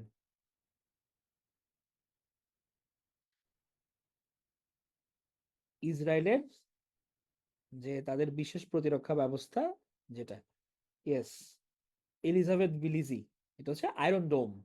আয়রন ডোম নিয়ে কিন্তু তাদের প্রচুর বাহাদুরি। অবাঞ্ছিত মানে হচ্ছে কাউকে হচ্ছে আমি আপনার ইয়ে ঘোষণা করলাম যে সে আমার দেশে আসতে পারবে না, তার কোনো কথাই মানবো না আমরা, যে পুরো সে বয়কট। হ্যাঁ, এক কথায় বাংলা কথা হচ্ছে বয়কট, এটাই হচ্ছে অবাঞ্ছিত। ইয়েস, অ্যারো থ্রিও তাদের একটা ওটা নিয়ে, বাট আয়রন ডোমটাই আমরা বেশি পরিচিত। মানুষ একটা নতুন রাজনৈতিক পরিসর খুঁজছে, এটার ব্যাপারে সে আলোচনা করেছেন মাহফুজ আলম। উনি বিভিন্ন কথাই বলেছেন যে আমাদের 47, 71, 2024 সবকিছু নিয়ে আসলে কথাবার্তা বলছেন, থিওরিটিক্যাল কথাবার্তা, ভালোই আলোচনা। এটা আপনারা হচ্ছে পড়ে নিতে পারেন। তারপর হচ্ছে প্রধান উপদেষ্টা দলগুলোর সঙ্গে আবার আলোচনায় বসছে। আমরা জানি যে প্রেস সচিব ওনারা হচ্ছে আলোচনায় বসবেন, আজকে থেকে হচ্ছে বসবেন প্রত্যেকটা দলের সঙ্গে আলোচনায়। নবম শ্রেণীতে বিভাগ বিভাজন নয়, এটা করতে পারলে ভালো হবে। বিভিন্ন আপনার এটার ব্যাপারে গণস্বাক্ষর অভিযান চালানো হচ্ছে।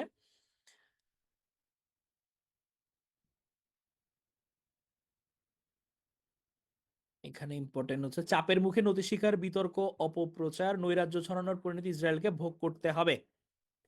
এটা হচ্ছে বলছে যে ওই মাসুদ পেজেশকিয়ানের একটা ব্যাপার ইয়ে ছিল যে, এখানে একটা ইন্টারেস্টিং ব্যাপার আছে। যখন আপনার ইয়েকে হত্যা করা হয়, আপনার ইরানের হামাসের নেতা যখন ইসমাইল হানিয়া, তাকে যখন হত্যা করা হয়, তখন হচ্ছে যুক্তরাষ্ট্র বলেছিল ইরানকে, তুমি যদি এটার ব্যাপারে কোনো প্রতিক্রিয়া না জানাও তাহলে কিন্তু গাজার মধ্যে যুদ্ধবিরতি হবে। এখন গাজার মধ্যে বিরতি যেহেতু হচ্ছে একটা বিগার এসপেক্টে খুব একটা নিডফুল একটা জিনিস ছিল, ইরান কিন্তু কোনো প্রতিক্রিয়া জানায় নাই। কিন্তু দেখা গেছে কি, তারা প্রতিক্রিয়া না জানালেও গাজায় যে সহিংসতা, এটা কিন্তু বন্ধ হয়নি। এই কারণে হচ্ছে পেজেশকিয়ান বলেছেন কি, ইরানের প্রেসিডেন্ট, যে আমরা এতদিন ধরে তো হচ্ছে আমরা সংযম গ্রহণ করেছি, বাট এটার কিন্তু আলটিমেটলি আমরা কোনো পজিটিভ রেজাল্ট পাইনি। আবার প্রতিনিয়ত ওদের উপর অ্যাটাক করা হচ্ছে, এ বেসে কিন্তু তারা এই হামলাটা করেছে, এটা বলে তারা এটা জাস্টিফিকেশন দিয়েছে, ইরানের সংস্কারপতি প্রেসিডেন্ট মাসুদ পেজেশকিয়ান।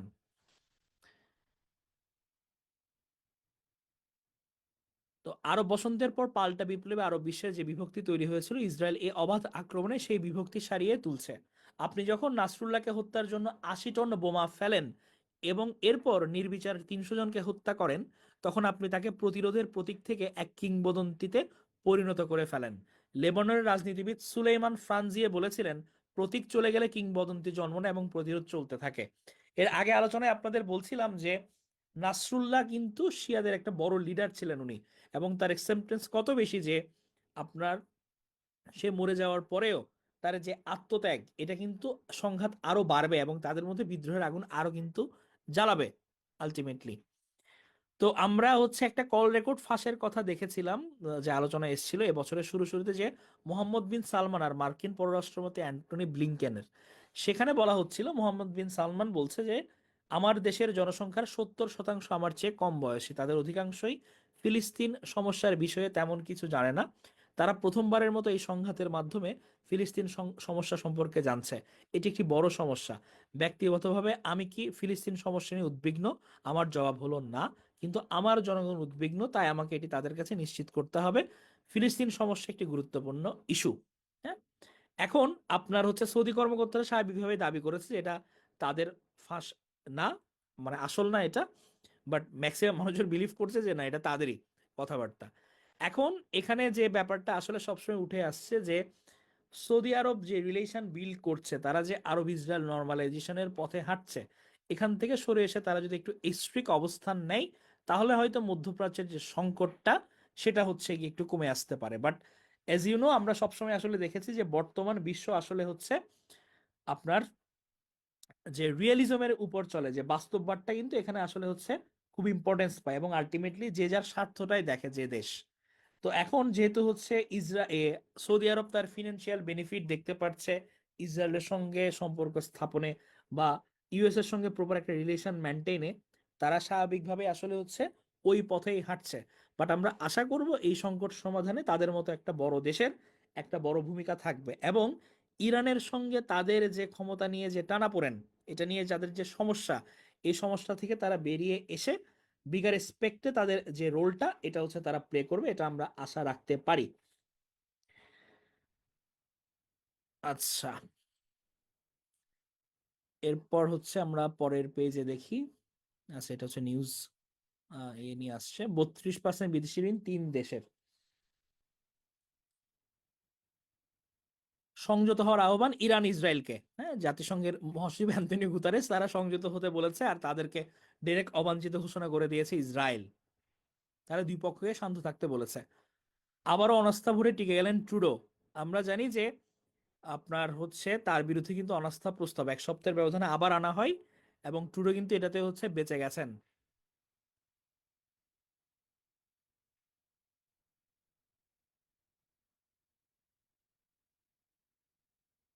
শেষ পাতায় কোনো ইম্পর্টেন্ট নিউজ আছে কিনা? না, এখানে হচ্ছে আমাদের জন্য ইম্পর্টেন্ট কিছু নেই। আমরা 4 তারিখ মানে গতকালের নিউজের দিকে একটু তাকাই, কি অবস্থা।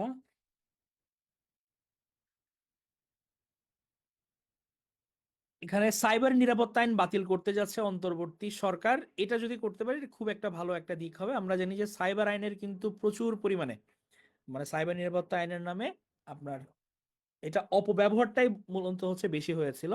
এটা যদি তারা বন্ধ করতে, বাতিল করতে পারে এই সরকার, এটা একটা ভালো ইম্প্যাক্ট পড়বে। দ্রব্যমূল্য কমাতে নজর কম, ঢাকার বাজারে নিত্যপণ্যের দাম কিন্তু বাড়ছে, আমরা আশা রাখবো এটা হচ্ছে কমাবে। শিগগিরই পাল্টা হামলার হুমকি ইসরায়েলের, অনমনীয় ইরান। ওই যে একই কথা চলতে থাকছে। ইন রিসেন্ট ফিউচার আমরা দেখবো যে কি অবস্থার দিকে আসলে এটা যাই। ওয়েট অ্যান্ড ওয়াচ করা ছাড়া আমাদের আসলে কিছু করার নেই। আওয়ামী লীগ ভোটে এলে আপত্তি নেই, তবে গণহত্যার বিচার হতে হবে, মির্জা ফখরুল। উনি হচ্ছে ওনার স্টেটমেন্ট নিয়ে অনেক কথাবার্তা হচ্ছে। উনি কিন্তু হচ্ছে বলছে যে আওয়ামী লীগকে হচ্ছে যে নিষিদ্ধ করবে, ব্যাপারটা এরকম হবে না। বাট গণতন্ত্রের প্রেক্ষাপট এটা ঠিক কথা না। তারা ভোটে আসুক, সমস্যা নাই, কিন্তু তাদের যে প্রপার হচ্ছে বিচার, এটা হতে হবে। মির্জা ফখরুল ইসলাম আলমগীরের এই কথাটা নিয়ে সে কিন্তু হচ্ছে মোটামুটি বিরোধী মহলেও তার নিজের দলে অনেকে সমালোচনা করছে, আবার আওয়ামীপন্থী মানুষজন যেটা আছে, তারা কিন্তু হচ্ছে আবার এই কথাটাকে স্বাগতম জানিয়েছেন, যে তার এন্ড থেকে যে একটা ইম্পর্টেন্ট কথা। উনি কিন্তু সুন্দর কথাই বলেছেন মির্জা ফখরুল। টাইমের 100 উদীয়মান প্রভাবশালীর তালিকায় নাহিদ ইসলাম। আমরা জানি যে আপনার গতকাল 2 দিন আগে যে টাইমসের যে 100 প্রভাবশালী, উদীয়মান প্রভাবশালীর তালিকা বের করা হয়েছে, সেখানে আমাদের নাহিদ ইসলাম কিন্তু উঠে এসছে তার নাম। বিএনপিকে দিয়ে শুরু হচ্ছে দলগুলোর সঙ্গে আলোচনা। এটা আলোচনা হচ্ছে, আপনাদের এটা বলেছিলাম যে শুরু হয়েছে। ঢাকা ওয়াশিংটন সম্পর্ক এগিয়ে নিতে জোরদার। 10 থেকে 12 অক্টোবর কিন্তু প্রথম বিদেশ সফরে যাচ্ছেন আমাদের পররাষ্ট্র সচিব। এটা কিন্তু খুবই ইম্পর্টেন্ট দ্বিপক্ষীয় সম্পর্ক ব্যালেন্স করার জন্য। 5 সংস্কার কমিশনের সদস্য হিসেবে এলেন যারা, সদস্য ঘোষণা করেছেন আপনার, এখানে আমরা একটু দেখে নিব। নির্বাচন সংস্কার ব্যবস্থা, এটা তো বদিউল আলম মজুমদার ছিল। এটা ছাড়া ডক্টর তোফায়েল আহমেদ, জেসমিন টুলি, আব্দুল আলিম, রাজনৈতিক বিশেষজ্ঞ জাহিদুর রহমান, এবং প্রাতিষ্ঠানিক সংস্কার বিশেষজ্ঞ মীর নাদিয়া নিভিন, ওনারা এসছেন। পুলিশ সংস্কার কমিশনে এসছেন তো আগেই হেড ছিলেন হচ্ছে সফর রাজ হোসেন। এছাড়া হচ্ছে আবু মামতা সাদউদ্দিন আহমেদ, মাদকদ্রব্য নিয়ন্ত্রণ সাবেক মহাপরিচালক মোহাম্মদ ইকবাল। মানে ইম্পর্টেন্ট ইম্পর্টেন্ট মানুষজন এসছেন, এটা ডিটেলে পড়লাম না। তারা ঘোষণা করেছেন তাদের মেম্বার কে কে, এতদিন তো প্রধান ছিল। এরপর অন্য দেশের অভিজ্ঞতা, আইন সংস্কারের কিছু প্রস্তাব, সমন্বয়ক সহ সহ সমন্বয়ক সহ 17 জনের পদত্যাগ। ওই যে তাদের নিজেদের মধ্যে একটু কনফ্লিক্ট চলছে, আপনার আলটিমেটলি যে গণঅভ্যুত্থানের স্পিরিটের বিরুদ্ধে যে কাজে যুক্ত থাকার অভিযোগ তুলেছে অনেকেই, যে তারা ওই যে যায় লঙ্কায় সে হয় রাবণ, এরকম অনেকে আচরণ করছেন। তো এটার কারণে কিন্তু তাদের মধ্যে অনেকের মধ্যে মতদ্বৈততা সৃষ্টি হয়েছে। তারা বলেছে বিপ্লবের স্পিরিট নিয়ে তারা যে মুভমেন্টটা করেছিল এখান থেকে অনেকে কিন্তু সরে যাচ্ছে, এবং আগের যেটার এগেনস্টে তারা বিচার করেছে ফ্যাসিজম, তাদের অনেকের মধ্যে ফ্যাসিজমটা ডেভেলপ করেছে। এই কারণে তারা চাচ্ছে যে এটা পরিবর্তন আসুক। এই কারণে হচ্ছে 17 জন পদত্যাগ করেছে জাহাঙ্গীরনগর বিশ্ববিদ্যালয়ে। সাবেক স্বরাষ্ট্রমন্ত্রী পালানোর তথ্য পেলে আটক করা হতো, এটা বলেছেন বিজিবির মহাপরিচালক। বাইরে কেমনে পালিয়ে যাচ্ছে এটা নিয়ে কিন্তু অনেক কথাবার্তা হচ্ছে যে তারা কি করছে। গাজার যুদ্ধবিরতি থেকে নজর সরালো লেবাননের হামলা। আমরা জানি গাজা 1 বছর ধরে চলা যে যুদ্ধবিরতি, এটার জন্য কিন্তু ইন্টারন্যাশনালি প্রচুর আপনার চলছিল যাতে এটা কমে যায়। বাট হচ্ছে গিয়ে এই যে এখন লেবাননের যে হামলাটা, এটা কিন্তু মানে সুদূর পরাহত এটা বলা যেতেই পারে, কারণ উত্তেজনা হচ্ছে আরো বেড়ে গেছে। মধ্যপন্থীদের কাছে টানছেন কমলা। হ্যাঁ, মধ্যপন্থীদের তার একটা ট্যাকটিক্স, সে হচ্ছে মিডল গ্রাউন্ডে যারা আছেন তাদেরকে হচ্ছে সে কিন্তু আকৃষ্ট করার চেষ্টা করছেন এই ভোটারদের। আটকে এলো 5 ব্যাংকের পাওনা। হুম, চিনি খাদ্য শিল্প কর্পোরেশনের ব্যাপক দায়দানা রয়ে গেছে। সরকারের রাজনৈতিক মন কাজ করছে কি, এটা এই নিউজটা খুব ইন্টারেস্টিং। আপনার আমরা একটু দেখি এটা ছোট্ট করে একটু পড়ে। এ কে এম জাকারিয়া, এখন আপনার এই যে সরকার, অনেকে কিন্তু হচ্ছে বলছেন যে তারা তো যেহেতু পলিটিক্যাল গভর্নমেন্ট না, তাদের যে চিন্তা ভাবনাটা এটাও হচ্ছে পলিটিক্যাল না। হ্যাঁ, এটা নিয়ে আসলে হচ্ছে এটা উনি মূলত করেছেন। কারণ বিভিন্ন পার্সপেক্টিভ উনি তুলে ধরেছেন যে এতদিন ধরে যেগুলো হয়ে এসছে, যে প্রতিশক্তির ফিরে আসা ষড়যন্ত্র ঠেকানো, বিভিন্ন গণ আকাঙ্ক্ষা হচ্ছে পূরণ করা, স্বৈরাচার বিরোধী যে রাজনৈতিক সামাজিক ধর্মীয় শক্তি এবং গোষ্ঠীগুলোকে আস্থায় রাখা, রাজনৈতিক নানা সংস্কারের যে উদ্যোগ নেওয়া, এগুলোকে হচ্ছে গিয়ে যে ঠিক জায়গায় আনাটা হচ্ছে এই সরকারের সবচেয়ে বড় চ্যালেঞ্জ। এখন যেটা প্রশ্ন আসলে উঠছে যে তারা বিভিন্ন জায়গায় আপনার পদক্ষেপ নিচ্ছে, বিভিন্ন জায়গায় নিচ্ছে না, এটা নিয়ে কথা আসছে। এখন এখানে হচ্ছে সরকার গঠনের পর সেই বিশৃঙ্খল পরিস্থিতি সামাল দেওয়ার চেষ্টা হলেও আইন শৃঙ্খলা রক্ষাকারী বাহিনী কিন্তু পরিশক্তিতে ফিরিয়ে আনা এখনো সম্ভব হয়নি। হ্যাঁ, এখনো বিভিন্ন গোষ্ঠী কিন্তু নিজ নিজ স্বার্থ হাসিলে মাঠে নামছে। এবং আমরা দেখতে পাচ্ছি কি যে জনইচ্ছা সরকারের জনগণের শক্তির উপর ভর করে বিভিন্ন ক্ষেত্রে তাদের যে শক্ত অবস্থান নেওয়া দরকার সেখানে ঘাটতি দেখা যাচ্ছে। সিদ্ধান্ত নিয়ে কিছু ক্ষেত্রে পিছিয়ে আসার ঘটনা ঘটছে, যা সরকারের দুর্বলতা হিসেবে বিবেচিত হচ্ছে। এর বিপদ হচ্ছে সাধারণভাবে যদি এই ধারণা জন্ম নেয় যে সরকার দুর্বল বা ভয় পায়, তাহলে স্বার্থান্বেষীরা সেই সুযোগ নেওয়ার জন্য মাঠে নেমে পড়বে। এবং আমরা দেখতে পাচ্ছি যে বিভিন্ন আইন শৃঙ্খলা পরিস্থিতির অবনতি। প্রথমে আমরা দেখেছিলাম কি যে কিছু শিক্ষার্থী কিন্তু সচিবালয়ে ঢুকে পড়েছে, এবং আমরা দেখেছি যে সায়েন্স ল্যাবের মতো জায়গা আটকে দিয়েছে ক্লাস 9-এর বাচ্চারা। যে তারা চায় কি, তারা চাই হচ্ছে তাদের সিলেবাস শর্ট করা হোক। এখন যে যার মতো দাবি দাওয়া পেশ করছে, এটাকে প্রিভেন্ট করতে হবে। হ্যাঁ, তারপর পাঠ্যপুস্তক সংশোধন নিয়ে কিন্তু আমরা দেখতে পেয়েছি যে দুপক্ষের পাল্টাপাল্টি মন্তব্য, এই ধরনের এগুলো কাঙ্ক্ষিত নয়। আমরা দেখতে পেয়েছি কি জাতীয় বিশ্ববিদ্যালয়ের ডিগ্রি পরীক্ষা না দিয়ে অটোপাসের দাবিতে শিক্ষার্থীরা উপাচার্যের অফিস ঘেরাও করেছে। মাজার, দরগা এবং খানকা শরীফগুলোতে হামলার ঘটনা ঘটেছে, সরকার কিন্তু এগুলো ঠেকাতে পারছে না। পার্বত্য চট্টগ্রামে ঝামেলা হয়েছে। হ্যাঁ, এখন জনগণের কিন্তু চাওয়া অনেক কিছু, চাওয়া স্পষ্ট সুনির্দিষ্ট। তারা চায় না যে আগের যে রাজনৈতিক ধারা এটা ফিরে আসুক। কোনো সরকার যেন ভবিষ্যতে ফ্যাসিবাদী হয়ে উঠতে না পারে সেই নিশ্চয়তা তারা চায়। তারা ভোট দিতে চায়, ভোট ডাকাতি বা কারচুপি দেখতে চায় না। রাজনীতির নামে দুর্নীতি, লুটপাট, সম্পদ পাচার দেখতে চায় না। সুশাসন চাই, দলীয় ক্যাডারদের প্রশাসন দেখতে চায় না। ন্যায় বিচার পেতে চাই, বিচার বিভাগে রাজনীতিকরণ দেখতে চায় না। আমরা সাধারণ জনগণ হিসেবে আমাদের আসলে সবার চাওয়া এটাই, আমাদের যে রাজনৈতিক যে কাঠামো আমাদের, এটা যাতে হচ্ছে আমাদের পরিবর্তন হয়। এখন যেটা চ্যালেঞ্জ হচ্ছে যে এগুলো কিন্তু সবগুলো ম্যাক্সিমামই হচ্ছে রাজনৈতিক এজেন্ডার ব্যাপারগুলো চলে আসে। এখন এসব রাজনৈতিক যে কাজ বাস্তবায়ন, এগুলো কিন্তু সরকারের পলিটিক্যাল মাইন্ড বা রাজনৈতিক মনের ঘাটতি লক্ষ্য করা যাচ্ছে। এখন যে সমস্যাগুলো সরকার সামাল দিতে পারছে না, রাজনৈতিক মন দিয়ে বিচার বিশ্লেষণ করলে হয়তো সেই কাজ করা সহজ হতো। সিদ্ধান্ত গ্রহণের ক্ষেত্রে রাজনৈতিক সংবেদনশীলতা, আকপিচ এবং সম্ভাব্য ফলাফল বিবেচনার কাজটি ভালোভাবে করা যেত। এই জায়গাতে হচ্ছে সরকার দেখাচ্ছে কি তাদের যে রাজনৈতিক মন, এই জিনিসটার হচ্ছে আপনার লক্ষ্য করা যাচ্ছে, এই জিনিসটাতে তাদের একটু কম আছে। এবং এখানে আরেকটা যেটা ব্যাপার সমস্যা হচ্ছে, যে যার ইচ্ছা মতো হচ্ছে কথা বলছে। কিরকম, যে আপনার যখন একজন উপদেষ্টা বক্তব্য দিচ্ছে, তার নিজস্ব চিন্তাভাবনা থেকে বক্তব্য দিচ্ছে, বাট আপনি যখন একটা সরকার ফর্ম করবেন, আপনাদের সবার কথা কিন্তু একটা ছাঁচে পড়তে হবে, কথার মধ্যে হচ্ছে একটা ঐক্যতা থাকতে হবে। এখন যদি আপনি এটা এনশিওর করতে না পারেন, তখন কিন্তু বিভিন্ন গোষ্ঠী বিভিন্ন মিনিং বের করবে। এবং আমরা কিন্তু নিউজ মিডিয়াতে এটা দেখতে পাচ্ছি যে এক একজনের কথার এক এক রকম বিশ্লেষণ করছে। এই কারণে যেটা করতে হবে যে সবার মধ্যে যাতে এক ধরনের একটা সুর বের হয়, একটা কথা বের হয়, এটা আমাদের একটু খেয়াল রাখতে হবে। উনি এটাই এখানে বলেছেন, AKM জাকারিয়া। বাড়তি কথা কাজ বিপদ ডাকিয়ে আনে, এমন একটি কথা প্রচলিত আছে। এই সরকারকে বাড়তি অনেক কাজ করতে হবে, কিন্তু বিপদ ডেকে আনা যাবে না। তবে কথা কম বলতে তো সমস্যা নেই, কোনো বিষয়ে সরকারের রাজনৈতিক অবস্থান কি সে ব্যাপারে পরিষ্কার না হয়ে উপদেষ্টাদের কথা না বলাই ভালো। এটা কিন্তু এই যে আজকে এই যে আর্টিকেলটা, এটার হচ্ছে মেইন থিম যদি বলি একটাই। আচ্ছা, আমরা ইন্টারেস্টিং একটা জিনিস দেখলাম।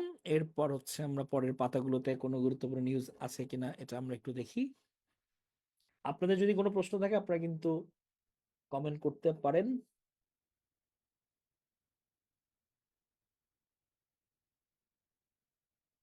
সাহিত্য যেভাবে প্রতিরোধকে ভাষা দেয়, সাহিত্য কিভাবে কাজ করে এটা নিয়ে একটা সুন্দর আর্টিকেল আছে। আমরা তো দেখেছি যে যুগে যুগে কিন্তু সাহিত্যগুলো থেকে কিন্তু তারা বিপ্লবের যে যে ক্ষোভটা, এটা কিন্তু আরো উগরে দিয়েছে মানুষের। আলটিমেটলি কিন্তু লেখনী দিয়েই হচ্ছে আপনার যে বিদ্রোহের ভাবটা, এটা হচ্ছে ফুটে আসে। আমরা যে গ্রাফিতির যে বিশাল একটা ব্যাপার দেখেছি, যে ওয়াল রাইটিং এর, যে বুকের ভিতর অনেক ঝড় বুক পেতেছে গুলি কর, এগুলো হচ্ছে কতটুকু ভূমিকা রেখেছিল, এটা নিয়ে আসলে বলা হয়েছে। যুগে যুগে যে করেছে আপনার আপনার রবীন্দ্র বলেন, নজরুল বলেন, জীবনানন্দ বলেন, তাদের যে লেখা বা পুরো বিশ্ব জুড়েই এই ধরনের সাহিত্যগুলো মানুষকে কতটুকু উজ্জীবিত করেছে সেই ব্যাপারে আসলে সাহিত্যের যে ভাষা, এটা নিয়ে এখানে আলোচনা করা হয়েছে। জয়নুলের বিশ্বায়ন আপনারা জানেন, এটা দেখেছেন কিনা জানি না, জয়নুল আবেদিনের কিন্তু দুইটা আর্ট মানে বিশাল দামে হচ্ছে এটা নিলামে সেল হয়েছে। আমি এটা দেখাই আপনাদের। এই যে মডার্ন আর্ট এবং কন্টেম্পোরারি সাউথ এশিয়ান আর্ট শিরোনামের অধীনে জয়নুলের শিরোনামহীন, যেটা এটা কিন্তু এই পর্যন্ত আমাদের সবচেয়ে বেশি দামে সেল হওয়া আপনার আর্ট পিস।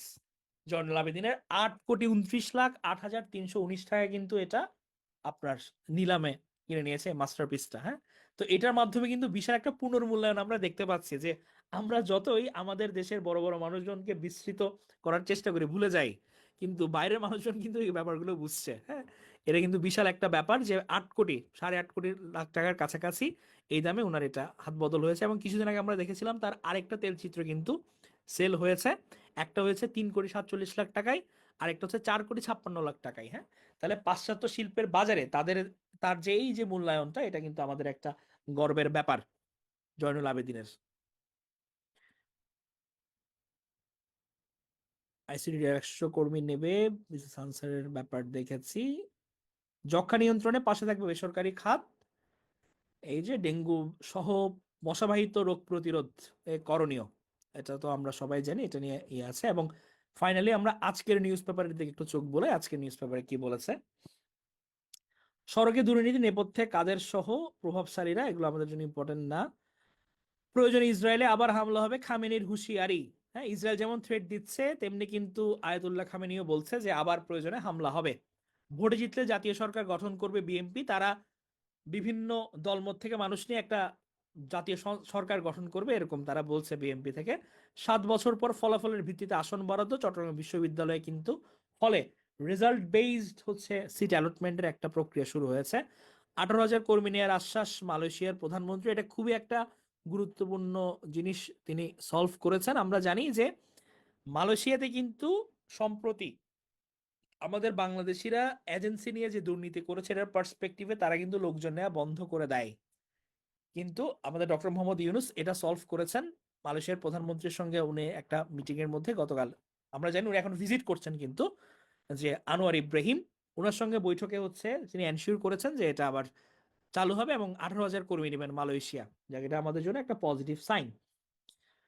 রাজনৈতিক দলগুলোর সংলাপ শুরু হচ্ছে, চিকিৎসা নিয়ে দুশ্চিন্তায় আহতরা, এটা হচ্ছে যারা আহত হয়েছে, আমরা আশা করব প্রধানমন্ত্রী যে মানে উপদেষ্টার যে তহবিলটা গঠন করা হয়েছে বা তারা যে বলেছিল আহতদের সুচিকিৎসা নিশ্চিত করবে, এটা তারা করবেন।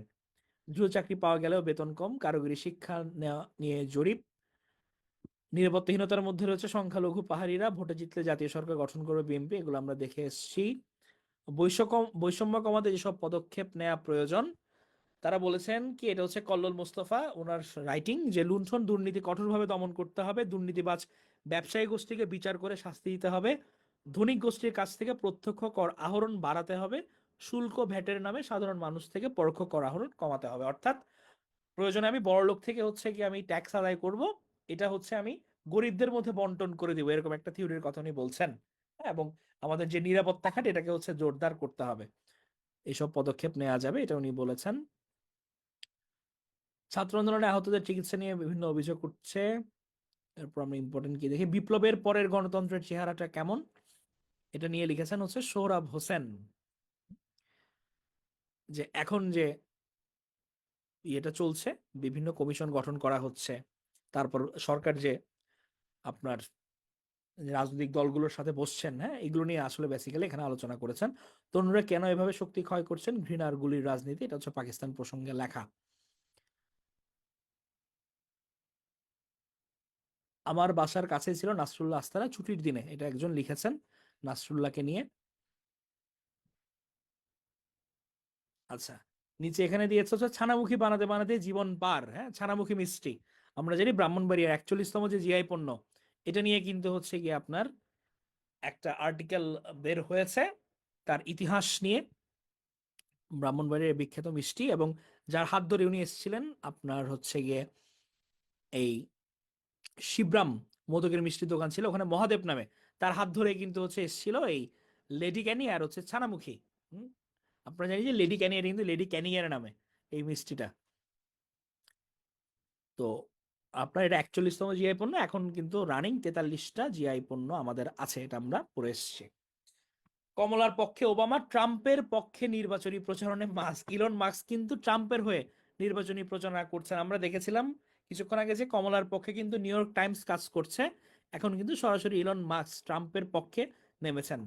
যোগাযোগ ব্যবস্থায় হামলা, বিপর্যয়ে হচ্ছে বেসামরিক মানুষ, এটা হচ্ছে লেবাননে ইসরায়েলের আগ্রাসন নিয়ে হচ্ছে বলা হয়েছে তাদের বিভিন্ন কথাবার্তা।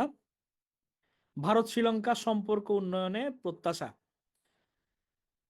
আমরা জানি যে শ্রীলঙ্কার নবনির্বাচিত প্রেসিডেন্ট অনুরা দিশা নায়েক, উনার সাথে হচ্ছে গিয়ে পররাষ্ট্রমন্ত্রী এস জয়শঙ্কর ভারতের, উনি কিন্তু কলম্বো সফরে গেছেন এবং ওনারা চাইছেন কি তাদের মধ্যে যাতে রিলেশনটা আবার বিল্ড আপ হয়। আমরা জানি যে ভারতের যে প্রতিবেশী প্রথম নীতি, এটা কিন্তু তাদের চারিদিকেই ফেল করছে আলটিমেটলি, তো তারা কিন্তু দ্বিপাক্ষিক যে সম্পর্ক উন্নয়ন, এটাতে হচ্ছে তারা কাজ করছে। এবং আপনার বলা হচ্ছে যে বিমস্টেকের যে আসন্ন সম্মেলন, ওখানে হয়তো মোদি আর আমাদের ডক্টর মোহাম্মদ ইউনুস তারা হচ্ছে বসবেন, এখন দেখা যাক যে তারা আসলে বসেন কিনা। সেপ্টেম্বরে পণ্য রপ্তানি বেড়েছে, এটা আমাদের জন্য একটা পজিটিভ সাইন। আর আমরা শেষ পাতায় যদি কি, বাড়তি লোক আছে নিয়োগে, আছে অনিয়মও। শেরপুরে আকস্মিক বন্যা তলিয়ে গেছে 163টি গ্রাম, হ্যাঁ, শেরপুরের অবস্থা খুবই খারাপ, আমাদের এখন শেরপুরের দিকে চোখ রাখতে হবে। এই হচ্ছে মোটামুটি আমরা আসলে এক সপ্তাহের যে মেইন নিউজগুলো, এগুলো হচ্ছে আমরা দেখলাম। এখন হচ্ছে এক সপ্তাহের মধ্যে আপনি যদি ইন্টারন্যাশনাল ব্যাপারটা বলেন, এখানের মধ্যে কিন্তু সবচেয়ে গুরুত্বপূর্ণ আমি যদি একটা পিক করি, সেটা হচ্ছে গিয়ে সরি আপনার আমাদের যে মধ্যপ্রাচ্যের যে ক্রাইসিসটা, এটা কিন্তু হচ্ছে খুব গুরুত্বপূর্ণ। হ্যাঁ, আমেরিকায় জনগণ প্রেসিডেন্ট নির্বাচনে মহিলাদের থেকে পুরুষদের কেন বেশি নির্বাচিত করে, হ্যাঁ, এটা যদিও তারা জেন্ডার ইকুইটির কথা বলে, হ্যাঁ, এটা হচ্ছে গিয়ে মজার ব্যাপার, কিন্তু তারা কিন্তু আবার তাদের দেশের মধ্যে নারী ক্ষমতায়ন, এটা কিন্তু হচ্ছে তারা সহজে মেনে নেয় না। এটার কারণে কমলা হ্যারিস যদি হচ্ছে অনেক পটেনশিয়াল, বাট বলা হচ্ছে যে ডোনাল্ড ট্রাম্প হয়তো জিতে যেতে পারে, এই একটা ব্যাপার থেকে। ওই যে মানুষ যতই হচ্ছে উপরে আদর্শিক কথাবার্তা বলুক, তারা দেখা যায় কি ভেতরে ভেতরে ওই রেসিজমটা কাজ করেই।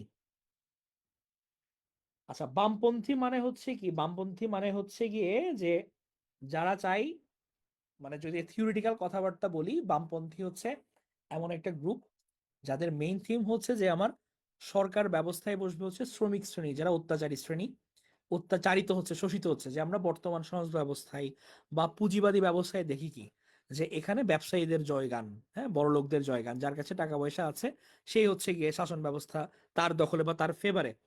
আর বামপন্থী বা কমিউনিজম যে ফিলোসফি, তারা বলছে কি, তারা বলছে হচ্ছে যে আমার যে সরকার ব্যবস্থা, এখানে ধনী গরিবের মধ্যে কোনো বৈষম্য থাকবে না, তাদের মধ্যে যে অর্থনৈতিক যে গ্যাপটা, এটা একদমই থাকবে না। এখানে ডিরেক্ট হচ্ছে আপনার মালিক হবে হচ্ছে রাষ্ট্র বা শ্রমিক শ্রেণী, তাদের হাতে মালিকানা থাকবে, এবং রাষ্ট্র এনশিওর করবে কারোর মধ্যে যাতে সামাজিক যে বৈষম্যটা এটা না থাকে। হ্যাঁ, তো এই ধরনের যে ধারা বা চিন্তা ভাবনা, যে জনগণের কল্যাণই হচ্ছে আমার মুখ্য বা এখানে কোনো বৈষম্যের ঠাঁই হবে না, এটা এই চিন্তা ভাবনা থেকেই যারা লালন করে তাদেরকে হচ্ছে মোটামুটি বামপন্থী বলা হয়। এখন বিভিন্ন দেশ পার্সপেক্টিভে কিন্তু আবার এই বামপন্থীর সংজ্ঞায়নটা ডিফারেন্ট হয়। আমি যেটা বললাম এটা হচ্ছে থিওরি বেসের কথা।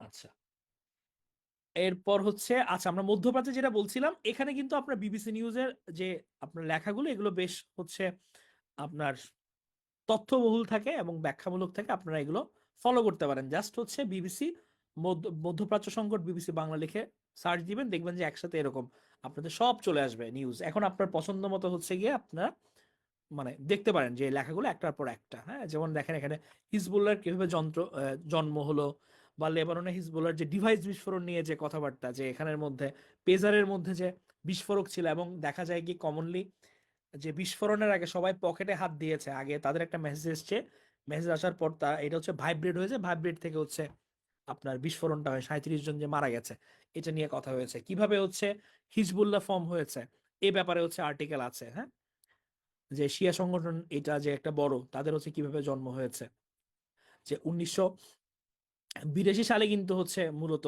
তখন থেকেই আপনার যে জন্ম নেয়া এটা হচ্ছে শুরু হয়। হ্যাঁ, যে ইসলামিক আমল নামে একটা সংগঠন হচ্ছে গড়ে উঠছিল, ওখান থেকে হচ্ছে হিজবুল্লাহটা তারা সবচেয়ে কার্যকরী শিয়া সহযোগী গোষ্ঠী হিসেবে হচ্ছে কিন্তু আত্মপ্রকাশ করে, এবং ইরানের রেভলিউশনারি গার্ড থেকে কিন্তু তারা কি পেয়েছিল, সামরিক এবং সাংগঠনিক সহায়তা পেয়েছিল। এগুলো নিয়ে হচ্ছে বলা আছে। আপনারা হচ্ছে এটা জাস্ট আপনাদের দেখালাম, আপনারা মধ্যপ্রাচ্য নিয়ে নিউজগুলো পড়তে চাইলে কিন্তু এখান থেকে পড়তে পারেন। হ্যাঁ, তো এই হচ্ছে কি আমরা মোটামুটি প্রথম আলো বেস যে আমাদের আলোচনা, এটা এতটুকুর মধ্যে রেখেছে। এটা আমাদের আজকে প্রথম ছিল। এখন আপনারা যারা আমাদের সঙ্গে যুক্ত আছেন তাদের বিভিন্ন সাজেশনের উপর ডিপেন্ড করে আমরা ডিফারেন্ট ওয়েতে করতে পারি। এটা আপনারা আপনাদের কোনো সাজেশন থাকলে জানাবেন, বা আপনারা উপকৃত হয়েছেন কিনা এটা বলবেন। আর এটা ছাড়াও হচ্ছে আরেকটা বলতে পারি যে আমাদের কিন্তু 6 এম ক্লাবে প্রতি মাসে কিন্তু এভাবে বিভিন্ন ধরনের আপনার প্ল্যান প্রোগ্রাম শিডিউল থাকে। যেমন এই মাসে হচ্ছে ক্লিফ স্টোফেল চলছে, এই মাসে চলছে লাল নীল দীপাবলি, এই মাসে হচ্ছে বঙ্গভঙ্গ থেকে 47 পর্যন্ত একটা আলোচনা শিডিউল আছে, নিউজ পেপার আছে, কাহুর চ্যাম্পিয়নশিপ আছে, রেগুলার আমাদের ভোকাবুলারি সেশন চলছে। এভাবে বিভিন্ন হচ্ছে আমাদের প্রোগ্রাম চলে রেগুলার 6 এম ক্লাবে। আপনারা যারা 6 ক্লাবে এনরোল করেননি, তারা যদি ইন্টারেস্টেড থাকেন আপনারা অবশ্যই হচ্ছে এনরোল করবেন। আর প্রয়োজন ইনফরমেশন প্রয়োজনে আমাদের এখানকার কমেন্ট বক্সে দেওয়া হবে। আর এই যে নিউজের ব্যাপার, আমরা হচ্ছে উইকলি একদিন এভাবে 7 দিনের যে নিউজ বিশ্লেষণটা আছে, এভাবে আমরা দেখার চেষ্টা করব, আমরা লাইভ করার চেষ্টা করব। আপনাদের যদি কোনো ফিডব্যাক থাকে, কমেন্ট থাকে, আপনারা অবশ্যই হচ্ছে জানাতে পারবেন। হ্যাঁ, এবং আপনারা অনলাইনে যা যুক্ত আছেন তাদের কি মনে হয় আমরা কি এভাবে আগালেই কি ভালো হবে কিনা, বা আপনারা যদি বলেন যে না, যে দিনে নিউজ পেপার পড়া হচ্ছে ওই দিনকেই ফোকাস করবো, নাকি এক সপ্তাহের যে জিস্ট যে আলোচনা এভাবে করলে হবে কিনা, আপনাদের যদি কোনো ফিডব্যাক থাকে, কোনো কিছু থাকে, আপনারা জানাতে পারেন আমাদের সাথে। আর কারো কোনো প্রশ্ন আছে কিনা তাও বলতে পারেন। আচ্ছা, হ্যাঁ ইংলিশ পেপারটা হচ্ছে, হ্যাঁ ইংলিশ পেপারটা আমরা যেটা করছি, আমরা আমাদের কিন্তু একটা ভালো কথা বলেছেন, আমাদের ইংলিশ ট্রান্সলেশন চলছে কিন্তু আমাদের 6 এম ক্লাবের সেশনে আমাদের সারিয়া স্যার নিচ্ছেন। উনি কিন্তু হচ্ছে গিয়ে আপনার ইংলিশ নিউজ পেপার থেকে হচ্ছে আলোচনা করে দেবেন। এটা সমস্যা নেই, ডেইলি স্টার ধরে আপনারা কিভাবে একটা আর্টিকেল পড়বেন, কিভাবে ওটা ট্রান্সলেট করবেন, কোথায় দুইটা ট্রান্সলেশন অ্যাভেলেবল থাকবেন, নিজেদের কিভাবে অ্যাসেস করবেন, এগুলো বিভিন্ন টিপস এবং ট্রিক্স ট্রান্সলেশনের আপনাদের শিখিয়ে দেওয়া হবে। আচ্ছা, সমস্যা নেই, আমরাও ইংলিশ নিউজ পেপার হচ্ছে রাখার চেষ্টা করব।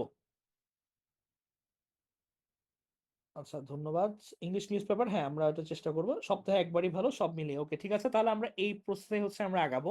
আমরা আজকে যেভাবে করেছি, মানে কারণ সাপ্তাহিক করলে আমরা এটা কেন চিন্তা করেছি, যে ধরেন নিউজ পেপারটা একদিন করলে আপনি পুরো ঘটনার ফ্লোটা কিন্তু জাজ করতে পারছেন প্রপারলি। হ্যাঁ, যেমন আমরা 3-4 দিন আগে নিউজে যেটা পড়েছিলাম, আমাদের যিনি নাসরুল্লাহর পরবর্তী, যিনি হচ্ছে গিয়ে আপনার ক্ষমতায় বসতে যাচ্ছেন, উনার উপর কিন্তু অলরেডি অ্যাটাক চালিয়েছে ইসরায়েল।